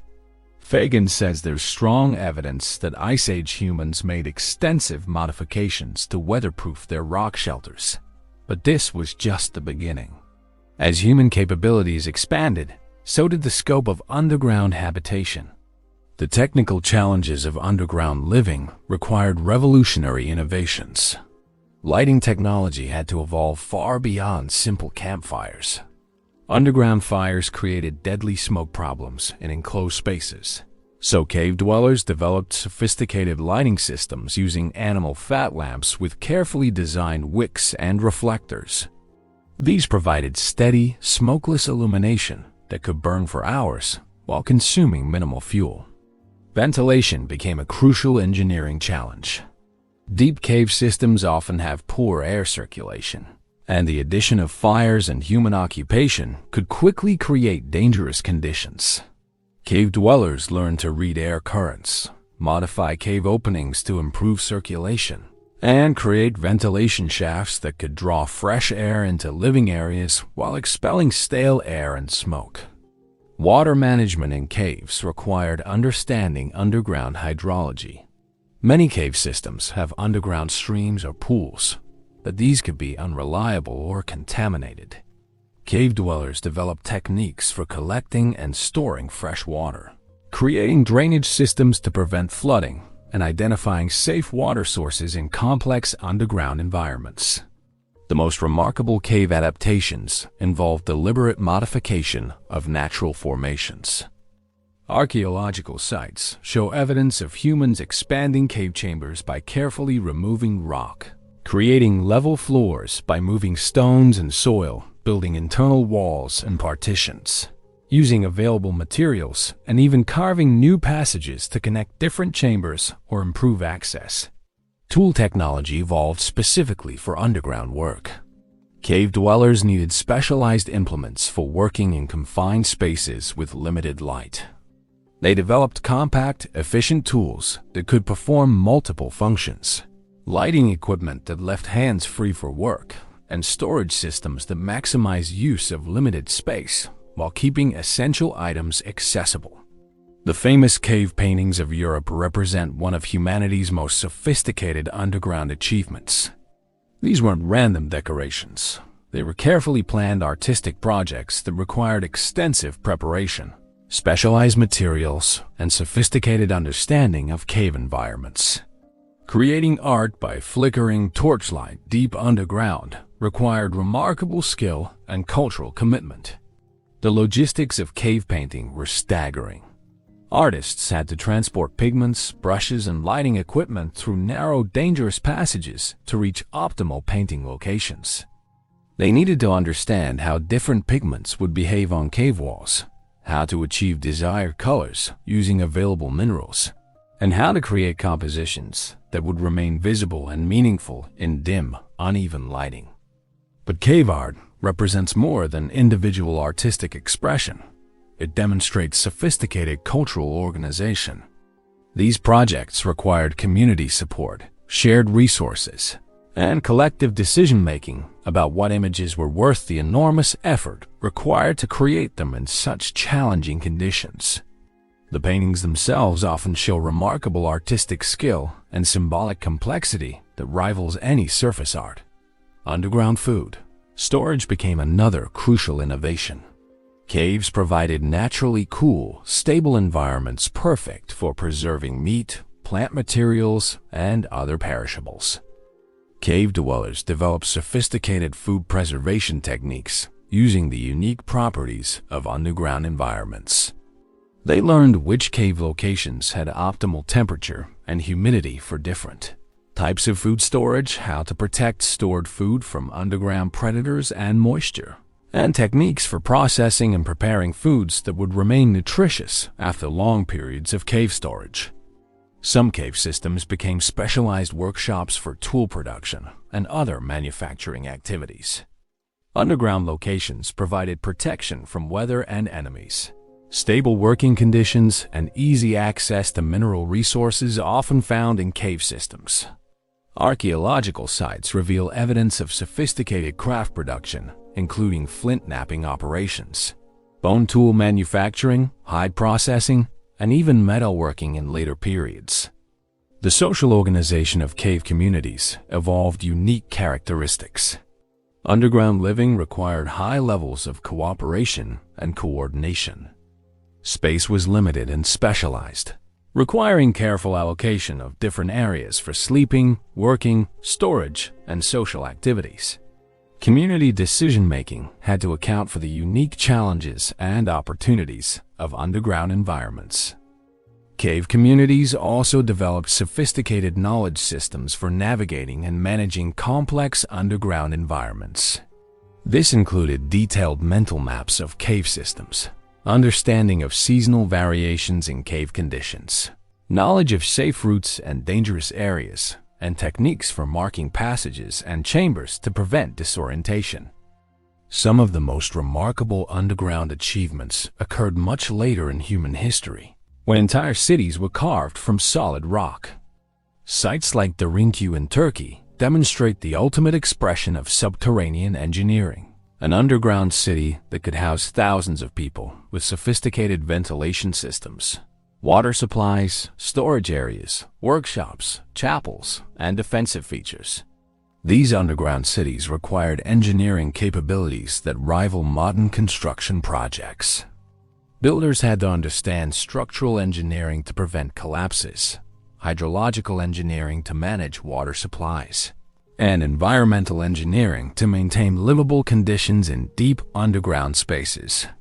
The planning and coordination required to create such complex underground settlements represents some of humanity's most impressive organizational achievements. Cave systems also became important for mineral extraction and early mining operations. Humans learned to follow mineral veins deep underground, extracting valuable materials like flint, ochre, salt, and eventually metals. These mining operations required specialized tools, safety techniques, and understanding of underground geology that pushed human technological capabilities to new levels. The psychological challenges of underground living cannot be underestimated. Humans are naturally adapted to open environments with natural lighting cycles, varied visual stimuli, and spatial freedom. Extended underground living required psychological adaptations to confined spaces, artificial lighting, limited visual variety, and the constant awareness of being surrounded by solid rock. Cave communities developed cultural practices that help maintain psychological well-being in challenging underground environments. These included storytelling traditions that created mental escape from confined conditions, artistic expressions that added visual interest to otherwise monotonous stone walls, and social rituals that maintained community bonds in close quarters. Underground environments also provided unique opportunities for spiritual and ceremonial activities. The acoustic properties of caves created natural amphitheaters perfect for ritual gatherings. The isolation and otherworldly atmosphere of deep caves made them ideal locations for religious ceremonies, coming-of-age rituals, and other culturally significant activities. Some cave sites show evidence of being used for astronomical observations and calendar keeping. Certain cave openings are positioned to capture specific solar or stellar alignments, allowing underground communities to maintain connection with celestial cycles despite spending most of their time away from direct sky observation. The legacy of cave dwelling extends far beyond ancient history. Underground construction techniques developed by early cave communities influenced architecture and engineering throughout human history. Modern underground construction, subways, tunnels, underground facilities, still uses principles first developed by ancient cave dwellers. Perhaps most importantly, cave mastery demonstrated humanity's ability to adapt to literally any environment on Earth. Underground worlds seem fundamentally hostile to human life, dark, confined, potentially dangerous, and completely alien to our evolutionary heritage. Yet our ancestors not only survived underground, but created sophisticated, sustainable communities that thrived for thousands of years. The conquest of underground worlds proved that human ingenuity and adaptability have no limits. We transformed spaces that should have been tombs into thriving communities, workshops, and cultural centers. In mastering the darkness beneath our feet, we demonstrated that for humans, even the Earth's solid interior can become home. Chapter 8. Island hoppers see ours standing on a beach so remote that the nearest landmass is hundreds of miles away across the open ocean. Behind you rises a volcanic peak that didn't exist on any map until your ancestors discovered it. Around you spreads an ecosystem unlike anything found anywhere else on Earthbirds that lost the ability to fly because they had no predators, plants that evolved into giants because they had no competition, and ecological niches so unique that they seem like alien worlds. This is an island, and by all rights, it should be empty of human life.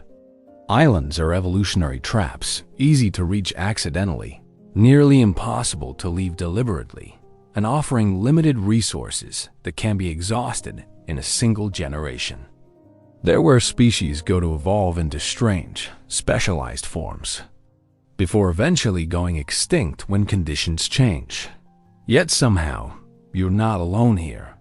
Around you is clear evidence of thriving human communities that have not only survived on islands, but created some of humanity's most sophisticated maritime cultures, most innovative technologies, and most sustainable societies. Welcome to the extraordinary story of the island hoppers, the seafaring peoples who transformed the planet's most isolated specks of land into stepping stones for global human expansion. Island survival presents unique challenges found nowhere else on Earth. Unlike continental environments where resources extend across vast areas, islands offer strictly limited materials, food sources, and living space. Everything must be used with perfect efficiency because there's nowhere else to go when resources run out. Island dwellers face the constant threat of environmental catastrophe, hurricanes, volcanic eruptions, tsunamis that could destroy entire communities with no possibility of escape. Yet these apparent limitations became the foundation for some of humanity's most remarkable innovations. Island isolation forced human communities to become completely self-sufficient, while maintaining the maritime capabilities necessary to reach other islands. This combination of constraints and opportunities created evolutionary pressure for technological and social innovations that wouldn't have developed in continental environments. The Pacific Ocean presents the ultimate island hopping challenge. Scattered across this vast expanse are thousands of islands separated by distances that test the limits of human navigation and seafaring technology. Some islands are large enough to support substantial populations, others are barely large enough for a single family, and many are so small they disappear beneath storm waves. Yet archaeological evidence reveals that humans successfully colonized virtually every habitable island in the Pacific, creating a network of maritime cultures that spanned 1/3 of the planet's surface. The Polynesian expansion represents perhaps humanity's greatest maritime achievement. Starting from islands in Southeast Asia, Polynesian navigators systematically explored and colonized islands across the Pacific Ocean over a period of several thousand years. They reached islands as distant as Easter Island, over 2,000 miles from the nearest populated land, and Hawaii, over 2,400 miles from the closest Pacific island group. These weren't accidental discoveries. They were deliberate voyages by skilled navigators, using sophisticated technology and generations of accumulated knowledge. The vessels used for Pacific exploration were technological marvels, perfectly adapted to island conditions. Double-hulled canoes provided stability and carrying capacity while remaining light enough to be launched from beaches and maneuverable enough to navigate coral reefs. These vessels could carry not just people, but livestock, seed plants, fresh water, and construction materials necessary to establish new communities. The largest could transport entire extended families with everything needed to start viable island settlements. Navigation technology reached extraordinary sophistication among island peoples. Without instruments, Polynesian navigators could determine their position and direction using star positions, wave patterns, wind directions, bird behavior, and subtle environmental cues. They developed techniques for detecting distant islands.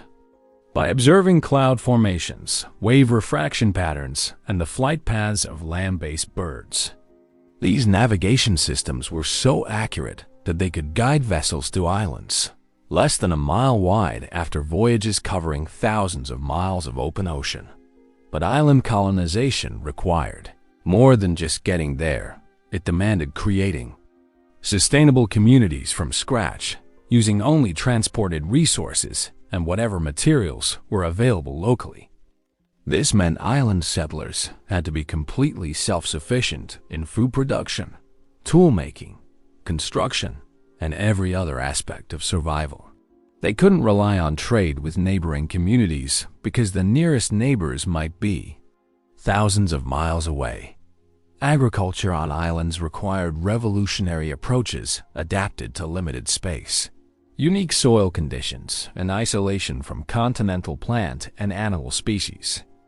Island farmers developed intensive cultivation techniques that maximized food production from minimal land areas. They created terraced gardens on steep volcanic slopes, built raised beds in swampy areas, and developed irrigation systems using limited fresh water supplies. Island agriculture also required careful selection and transportation of crop plants adapted to island conditions. Polynesian settlers carried breadfruit, taro, sweet potatoes, coconuts, and other crops specially chosen for their ability to thrive in island environments while providing complete nutrition. They also transported pigs, chickens, and dogs that could be raised on island resources while providing meat, eggs, and other animal products. The ecological challenges of island colonization were unprecedented. Many islands had never been inhabited by large land animals, so human arrival completely disrupted existing ecosystems. Island settlers had to learn how to manage their impact on fragile island environments while extracting the resources necessary for survival.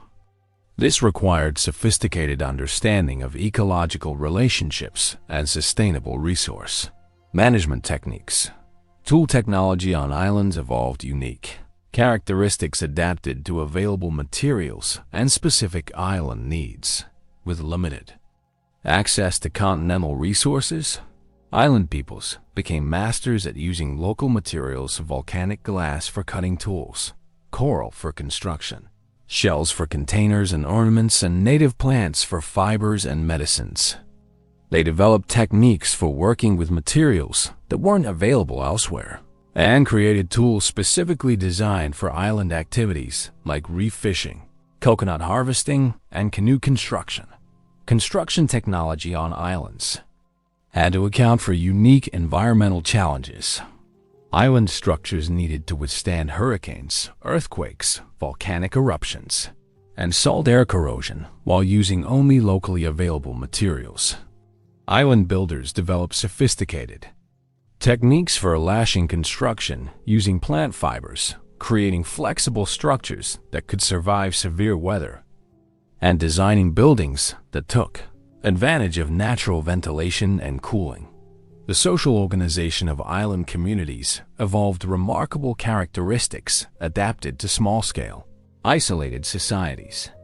Island populations were necessarily small often, just a few hundred people total, yet had to maintain all the specializations necessary for complete self-sufficiency.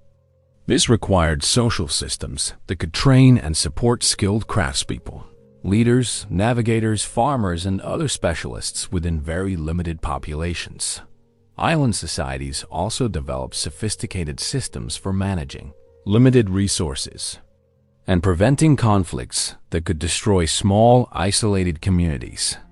They created elaborate protocols for resource sharing, decision-making processes that ensured community consensus, and conflict resolution systems that prevented disputes from escalating into violence that could threaten community survival. Perhaps most remarkably, island societies maintained contact across vast ocean distances, creating trade and communication networks that spanned thousands of miles. Archaeological evidence reveals that island communities exchanged materials, ideas, and people across distances that seem impossible for pre-industrial maritime technology. This required not just navigation skills, but social and economic systems that could coordinate complex interactions between widely scattered communities. Cultural preservation on islands presented unique challenges and opportunities. Small, isolated communities risked losing cultural knowledge if key individuals died, or communities were destroyed by disasters. Island cultures developed sophisticated oral traditions, apprenticeship systems, and cultural preservation techniques that could maintain complex knowledge systems across generations, despite small population sizes and isolation from other communities. At the same time, island isolation allowed for cultural innovations that wouldn't have survived in larger, more connected societies. Island communities could experiment with new social systems, artistic traditions, and technologies without outside interference. This created some of humanity's most unique and sophisticated cultures, including remarkable achievements in astronomy, navigation, architecture, and social organization. Environmental management on islands required unprecedented sustainability practices. Island resources were strictly limited and couldn't be replaced from outside sources, so island communities had to develop perfectly sustainable resource use patterns. They created sophisticated systems for managing fresh water, preventing soil erosion, maintaining forest cover, and preventing overexploitation of marine resources. Some island societies achieved such sophisticated environmental management that they maintained sustainable communities for over 1,000 years on the same small islands.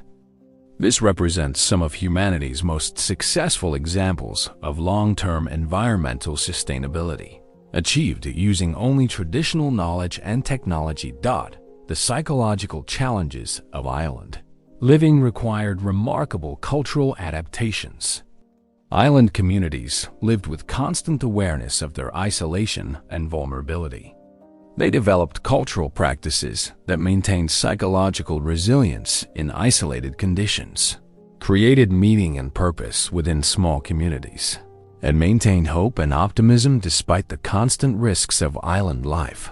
Island art and religious traditions often reflected this unique psychological situation, featuring themes of voyaging, navigation, environmental harmony, and community solidarity.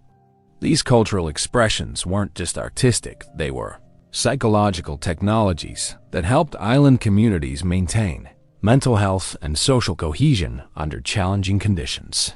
The genetic evidence of island colonization reveals remarkable stories of human migration and adaptation. Island populations often show genetic signatures, indicating their origins and the routes used to reach their current locations. Some islands show evidence of multiple colonization events, suggesting that successful island settlement often required repeated attempts and reinforcement from source populations. Modern research has also revealed that some island populations evolved physiological adaptations to island conditions. These include improved swimming and diving abilities, enhanced tolerance for marine-based diets, and adaptations to the unique disease environments of isolated islands. The legacy of island hoppers extends far beyond their own communities. Island maritime technologies influenced seafaring development worldwide. Navigation techniques developed in the Pacific were eventually adopted by European explorers. Island sustainability practices provide crucial knowledge for modern environmental management. And island societies demonstrated that humans could create thriving, sophisticated communities literally anywhere on Earth's surface. Perhaps most importantly, island hoppers proved that isolation and limitation can become sources of innovation and achievement rather than barriers to human development. They transformed the planet's most scattered and challenging environments into networks of thriving communities, proving that for humans, no frontier is too remote and no environment too limiting to become home. In conquering the islands, our Ancestors didn't just reach distant shores. They demonstrated that human ingenuity and determination can transform any environment, no matter how challenging or isolated, into a foundation for remarkable human achievement. Chapter 9. The Technological Revolution. You're holding a piece of rock that looks utterly unremarkable rough, gray, about the size of your fist. But as you turn it in your hands, you begin to notice something extraordinary. The edges are sharp. As surgical steel, the shape is perfectly balanced for your grip, and every surface shows deliberate modification. This isn't just a rock. It's a precision instrument that represents hundreds of thousands of years of accumulated knowledge, refined technique, and innovative thinking. This simple stone tool is humanity's first technology, and it changed everything. What you're holding is more than a cutting implement. It's the physical manifestation of the cognitive revolution that separated humans from every other species on Earth. It represents the moment we stopped simply adapting to our environment and began systematically modifying it to suit our needs. This tool, and millions like it, launched the technological arms race that would eventually put humans on the moon and connect every corner of the planet through digital networks. But the real revolution wasn't the tool itself. It was the thinking behind it. Our survival tool is basically our ability to modify things. You go back to the oldest stone tool, and it's a modification of the environment. You pick up a stone and you modify it, and all of a sudden, you have sharp edges and you have pounding implements. That shapes the foundation of our species' longevity. Technology can help with solutions to where to find food, when to find food, how to solve problems of survival. The earliest stone tools, dating back over 3 million years, were simple affairs rocks deliberately chipped to create sharp edges. But even these primitive implements required revolutionary cognitive abilities. Creating a functional stone tool demands understanding cause and effect, visualizing a desired outcome, planning a sequence of actions, and executing precise physical movements. No other species consistently demonstrates this level of intentional modification of their environment.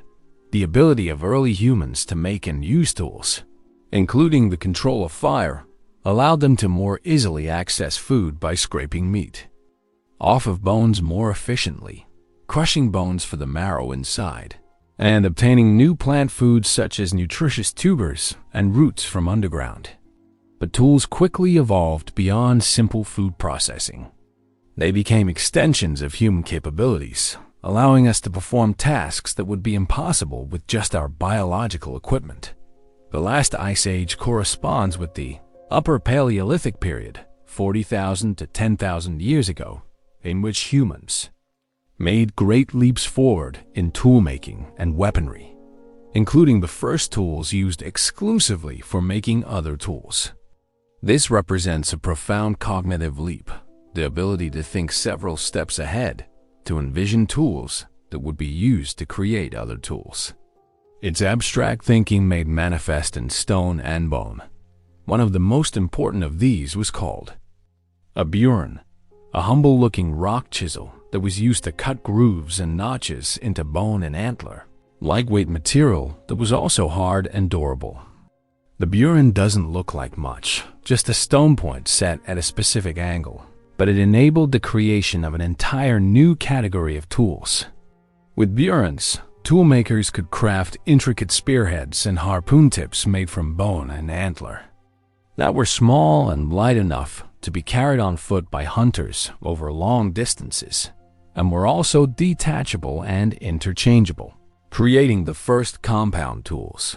This innovation cascade demonstrates the exponential nature of technological development. Each new tool enabled the creation of better tools, which in turn enabled even more sophisticated technologies. The burin allowed precision bone and antler working, which enabled hafted tools, which enabled more efficient hunting, which provided more resources for tool development, which led to even more advanced technologies. Compound tools represent a cognitive revolution comparable to the development of language. These weren't single-purpose implements, but modular systems where different components could be combined for different tasks. A single spear could have interchangeable points for hunting different animals, detachable heads that remained in wounded prey, and shafts that could be reused indefinitely. This modularity required understanding systems thinking, standardization, and manufacturing precision that rivals modern industrial techniques. The technological revolution wasn't just about better tools. It was about completely new approaches to problem solving. Early toolmakers developed specialized techniques for heat-treating stone, creating controlled fractures and selecting optimal materials. They understood that different stones had different properties, that certain treatments would improve tool performance, and that specific techniques would produce predictable results. Heat treatment of flint, for example, required understanding temperatures, timing, and material properties that wouldn't be formally studied by science for thousands of years. Toolmakers learned that heating flint to specific temperatures and cooling it in controlled ways would create stone that napped more predictably and held sharper edges longer. This wasn't accidental discovery. It was systematic experimentation. And knowledge development taught the sophistication of ancient tool. Technology becomes apparent when you examine the manufacturing processes. Creating a high-quality stone tool required selecting appropriate raw materials, often transported from distances of hundreds of miles.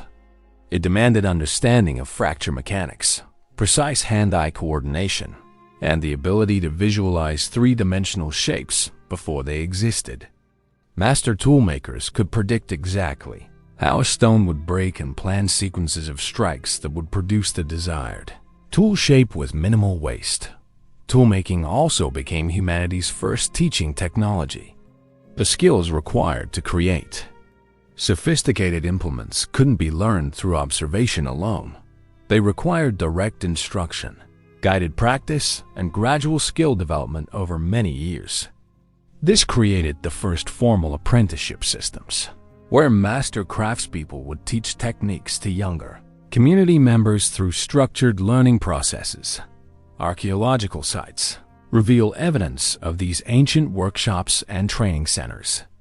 Researchers find areas with characteristic debris patterns indicating tool production, waste materials showing different skill levels, and evidence of systematic instruction in toolmaking techniques. These weren't casual activities. They were organized technological education systems that preserved and transmitted crucial survival knowledge across generations.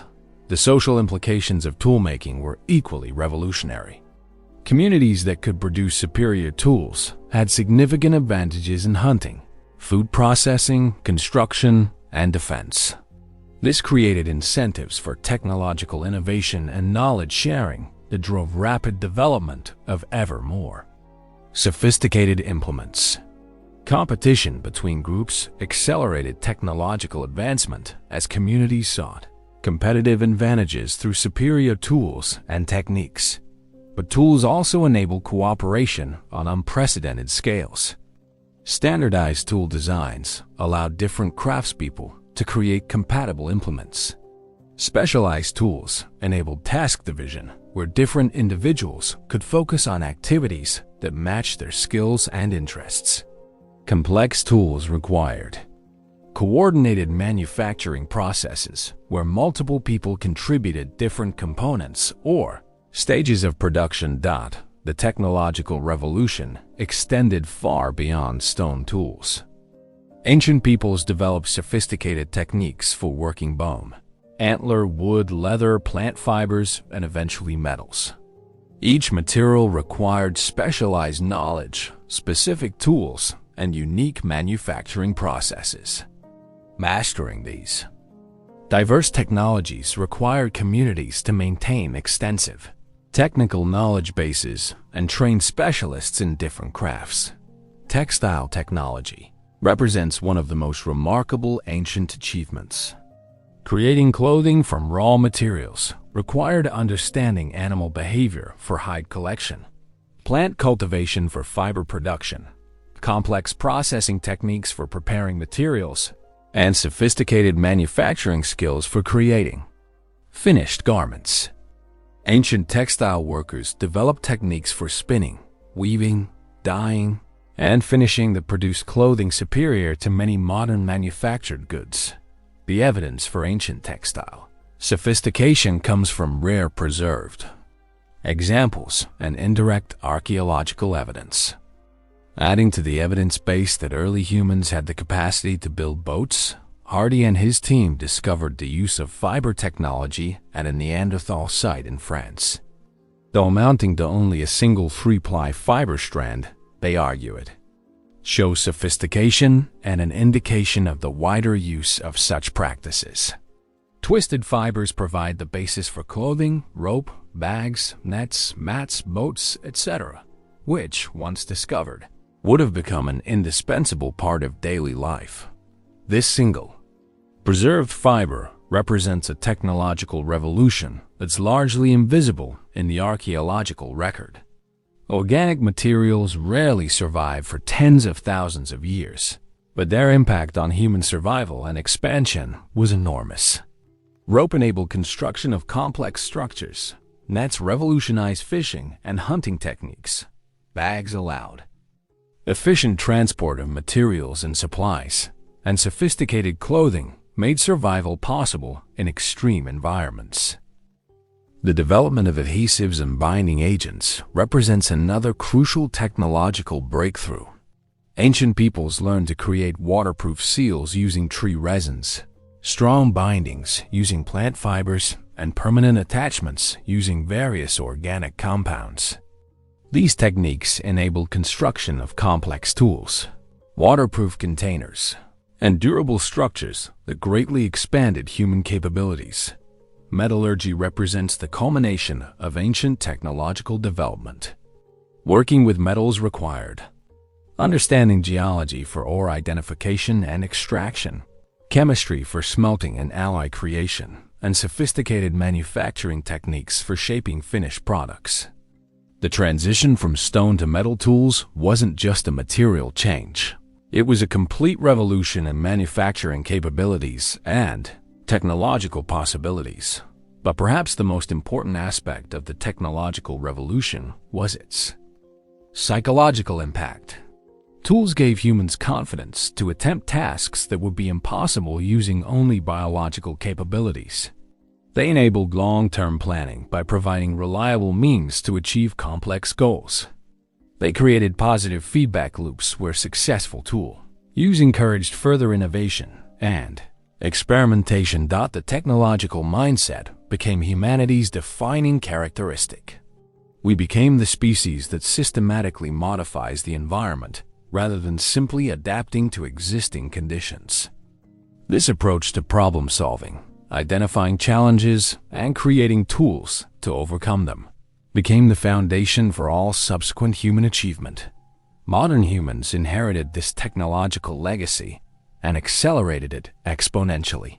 Every smartphone contains processing power that would have seemed magical to ancient toolmakers, yet it operates on the same fundamental principle, using created tools to extend human capabilities beyond biological limitations. The internet connects billions of people using technologies that trace their conceptual origins back to those first deliberately modified stones. The artificial intelligence revolution currently transforming human society represents another acceleration of the same technological trajectory that began with stone tools. We're creating tools that can think, learn, and solve problems independently, extending not just our physical capabilities, but our cognitive abilities as well. Understanding the depth of ancient technological achievement also reveals the continuity of human innovation. The same creative problem-solving abilities that enabled Ice Age hunters to create sophisticated composite tools now drive modern engineers, designing spacecraft and medical devices. The same systematic approach to knowledge development that enabled ancient craftspeople to perfect Metallurgy now guides scientific research laboratories. The technological revolution that began hundreds of thousands of years ago isn't a historical curiosity. It's an ongoing process that defines human existence. Every tool we use, from the simplest kitchen utensil to the most advanced computer, represents the continuation of humanity's most fundamental characteristic, the systematic modification of our environment to extend our capabilities and overcome limitations in learning to make tools. Our ancestors didn't just solve immediate survival problems. They launched the technological trajectory that would eventually transform Earth itself and reach beyond our planet to explore the universe. The humble stone tool you're holding isn't just an ancient artifact. It's the ancestor of every technology that makes modern life possible and the foundation for every technological breakthrough still to come. Chapter 10. Social Networks of Survival. You're sitting around a flickering fire, part of the circle of faces illuminated by dancing flames.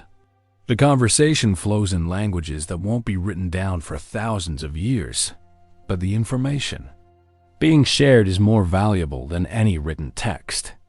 Someone describes a water source 3 valleys away. Another person demonstrates a new napping technique. A third shares news of animal migrations observed weeks ago. This isn't casual chat. This is humanity's first internet, a real-time information network that spans continents and connects scattered communities across vast distances. What you're witnessing is the birth of our species' greatest survival technology. Social cooperation on a scale never before achieved by any animal. While other creatures might work together in small groups, humans developed the ability to coordinate, communicate, and cooperate across unprecedented distances and time spans. This social revolution didn't just help us survive harsh environments, it transformed us into the planet's dominant species. The power of human social networks becomes apparent when you compare our species' achievements with those of our closest relatives. Hominins share a set of ancestral survival skills, yet only modern humans successfully colonized every continent, survived multiple ice ages, and developed technologies that could reshape entire landscapes. The difference wasn't individual intelligence or physical capabilities. It was our unprecedented ability to share information, coordinate activities, and build on each other's innovations across generations. The Neanderthals were really good at surviving in their local environments, but if things weren't good where they were at any given time, they didn't seem to have the kind of long-distance social alliances that allowed Homo sapiens to overcome all obstacles.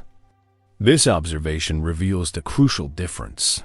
While other human species remained isolated in small, local groups, our ancestors developed social networks that could span hundreds or even thousands of miles, creating safety nets that made survival possible even during the most challenging conditions. These ancient social networks weren't simple friendship groups. They were sophisticated information and resource sharing systems that required complex social technologies. Language was these foundation, but the social structures built on language were equally revolutionary. Early human communities developed protocols for sharing crucial survival information, systems for maintaining relationships across vast distances, and methods for coordinating activities between groups that might never meet face to face. Consider the complexity of managing multi-community hunting expeditions. Archaeological evidence suggests that some Ice Age hunts involved coordinated efforts by multiple groups, with hundreds of people working together to drive large herds of mammoth or bison into killing zones. This required not just communication, but sophisticated planning, leadership structures, role assignments, and resource-sharing agreements. The logistics of coordinating such efforts across scattered communities represents organizational capabilities that rival modern military or corporate operations. The social technology of trust became crucial for these networks. In small groups, Trust could be built through direct interaction and blood relationships. But as networks expanded, communities had to develop ways to establish trust with strangers, maintain relationships over long periods without contact, and create systems for resolving conflicts between distant groups. These social innovations were as important as any physical technology for human survival. Marriage and kinship systems evolved to support these extended social networks. Rather than simply choosing mates from local populations, human communities developed elaborate marriage customs that created relationships between distant groups. These weren't romantic arrangements, they were strategic alliances that established mutual support networks spanning vast geographic areas. When local resources failed or disaster struck, communities could rely on relatives and marriage partners hundreds of miles away for assistance. The evidence for these extensive social networks comes from archaeological finds showing materials transported across enormous distances. Stone tools found hundreds of miles from their source quarries, decorative shells carried from coastal areas to inland sites, and specialized materials like high-quality flint distributed across entire continents. These weren't trade goods in the modern sense. They were markers of social relationships that connected human communities across vast networks. Information technology in these ancient networks was remarkably sophisticated. Communities developed systematic methods for preserving and transmitting crucial survival knowledge. Storytelling wasn't just entertainment. It was a data storage and transmission system that could encode complex environmental information, technical knowledge, and survival strategies in memorable narrative forms. These stories served as portable libraries that could carry vital information across generations and geographic distances. The development of symbolic communication represented another revolutionary breakthrough. Humans learned to create and interpret symbols that could convey complex information without direct verbal communication. Cave paintings, carved objects, and other symbolic artifacts weren't just art.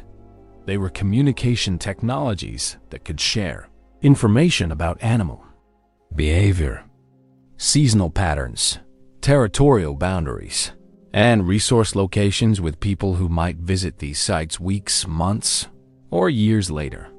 These symbolic systems also enabled the development of cultural identity, markers that could distinguish between different groups and establish social affiliations.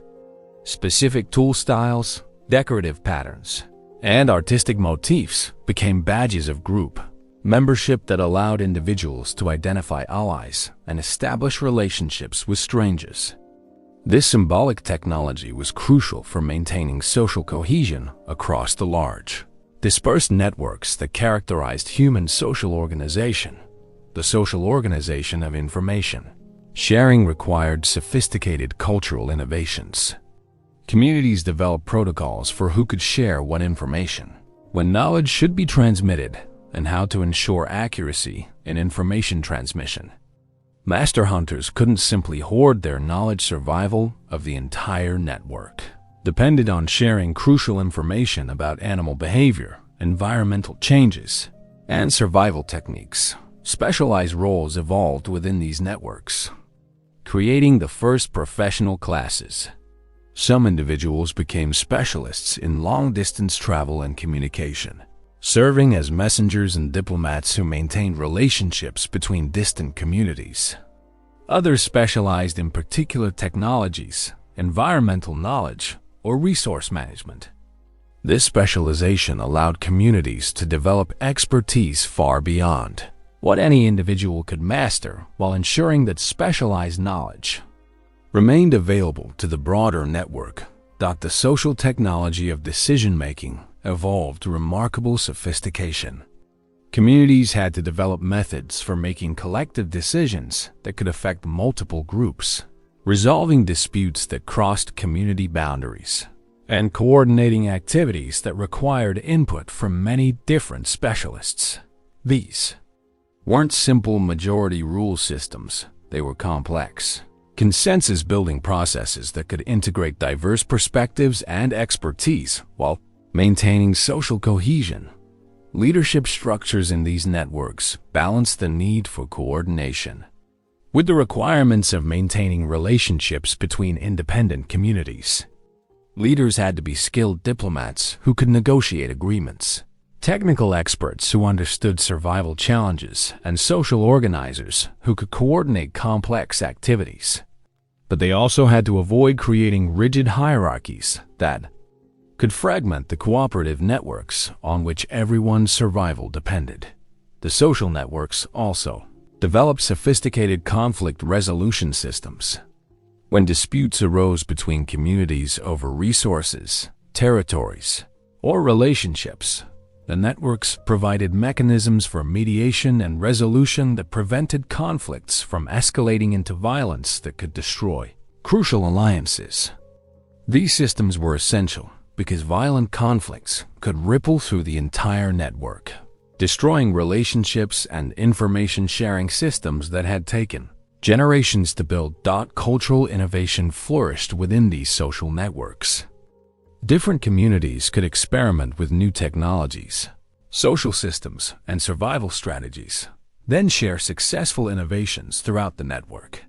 This created rapid cultural evolution, as beneficial changes could spread across entire continents within a few generations. Failed experiments could be abandoned without catastrophic consequences because the network provided alternative approaches and support systems. The social networks also enabled remarkable cultural preservation. Systems, important knowledge, stories, and technical skills could be preserved even if particular communities were destroyed by disasters or environmental changes. The distributed nature of these networks meant that crucial cultural information existed in multiple locations, creating redundancy that prevented the total loss of essential survival knowledge. Religious and spiritual systems evolved to support these extensive social networks. Shared beliefs and rituals created common ground between distant communities, provided frameworks for establishing trust with strangers, and offered mechanisms for maintaining social cohesion across diverse groups. These weren't just abstract belief systems. They were practical social technologies that enabled cooperation on unprecedented scales. The networks also developed sophisticated systems for managing resources across large geographic areas. Communities could coordinate the use of seasonal resources, share information about environmental changes, and provide mutual assistance during crises. This resource-sharing capability was crucial for surviving environmental challenges that could overwhelm individual communities, but could be managed through network-wide coordination. Seasonal gatherings became important network maintenance events. Large assemblies where multiple communities would come together for trade, marriage arrangements, information sharing, and cultural activities. These gatherings served multiple functions: renewing social bonds, updating information networks, coordinating future activities, and integrating new communities into existing networks. The scale of these gatherings, involving hundreds or even thousands of people, required sophisticated organizational capabilities and social protocols. The social networks also enabled unprecedented cultural complexity. Arts, music, storytelling, and other cultural expressions could develop and spread throughout the networks, creating shared cultural experiences that reinforced social bonds and group identity. These cultural innovations weren't luxury items. They were essential technologies for maintaining the social cohesion that made the networks possible. Modern genetic research reveals the extent of ancient social networks. DNA analysis shows that even very early human populations maintained genetic connections across vast distances, indicating ongoing contact and relationship maintenance between widely scattered communities. This genetic evidence confirms that the social networks weren't temporary alliances but sustained systems that persisted for thousands of years, The legacy of these ancient social networks continues today. Modern human societies still operate on principles developed by our ancient ancestors: information sharing, specialization, cooperation across distances, and mutual support during crises. The Internet, global trade networks, international organizations, and modern communication systems all represent technological amplifications of social capabilities that first evolved around prehistoric campfires. Understanding ancient social networks also reveals why humans succeeded where other species failed. Our ancestors didn't survive harsh environments through individual heroics or superior physical abilities. They survived through unprecedented social cooperation that allowed them to pool knowledge, share resources, and coordinate activities on scales never before achieved by any species. The social revolution that enabled human survival in extreme environments wasn't just about being nice to each other. It was about developing systematic technologies for cooperation, communication, and coordination that could operate across vast distances and long time periods. These social technologies were as crucial as fire, tools, or clothing for human survival and expansion. And mastering social cooperation. Our ancestors didn't just improve their survival chances. They created the foundation for everything that makes us human. Language, culture, technology, art, science, and civilization all emerged from the social networks that first evolved to help small groups of humans survive in hostile environments. The campfire conversation you're witnessing isn't just people talking. It's the prototype for every human social institution that followed, from universities to corporations to global communication networks. In learning to cooperate across unprecedented scales, our ancestors discovered the secret that would eventually make humans the most successful species in Earth's history. We began this journey standing at the edge of Africa 70,000 years ago, watching our ancestors face an impossible choice: stay in the familiar warmth of their ancestral home or venture into alien worlds that promised only death. We followed them across frozen wastelands where the sun never shone, through deserts that could kill in hours, up mountains where the air itself became poison, and across oceans that stretched beyond every horizon. At every step, logic said they should have failed.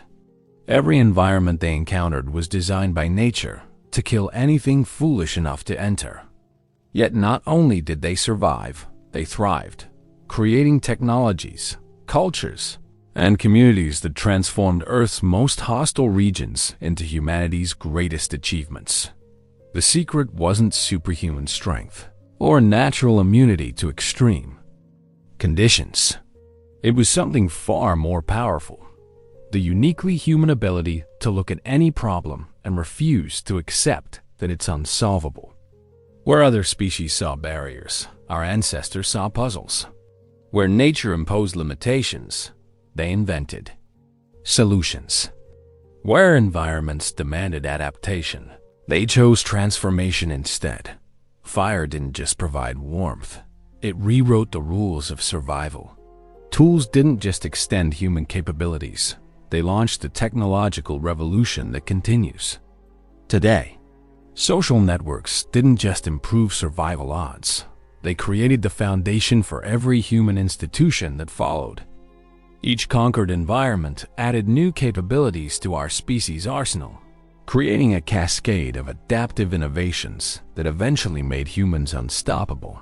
But perhaps the most remarkable discovery is that the same challenges that nearly destroyed our ancestors also forged the qualities that define us today.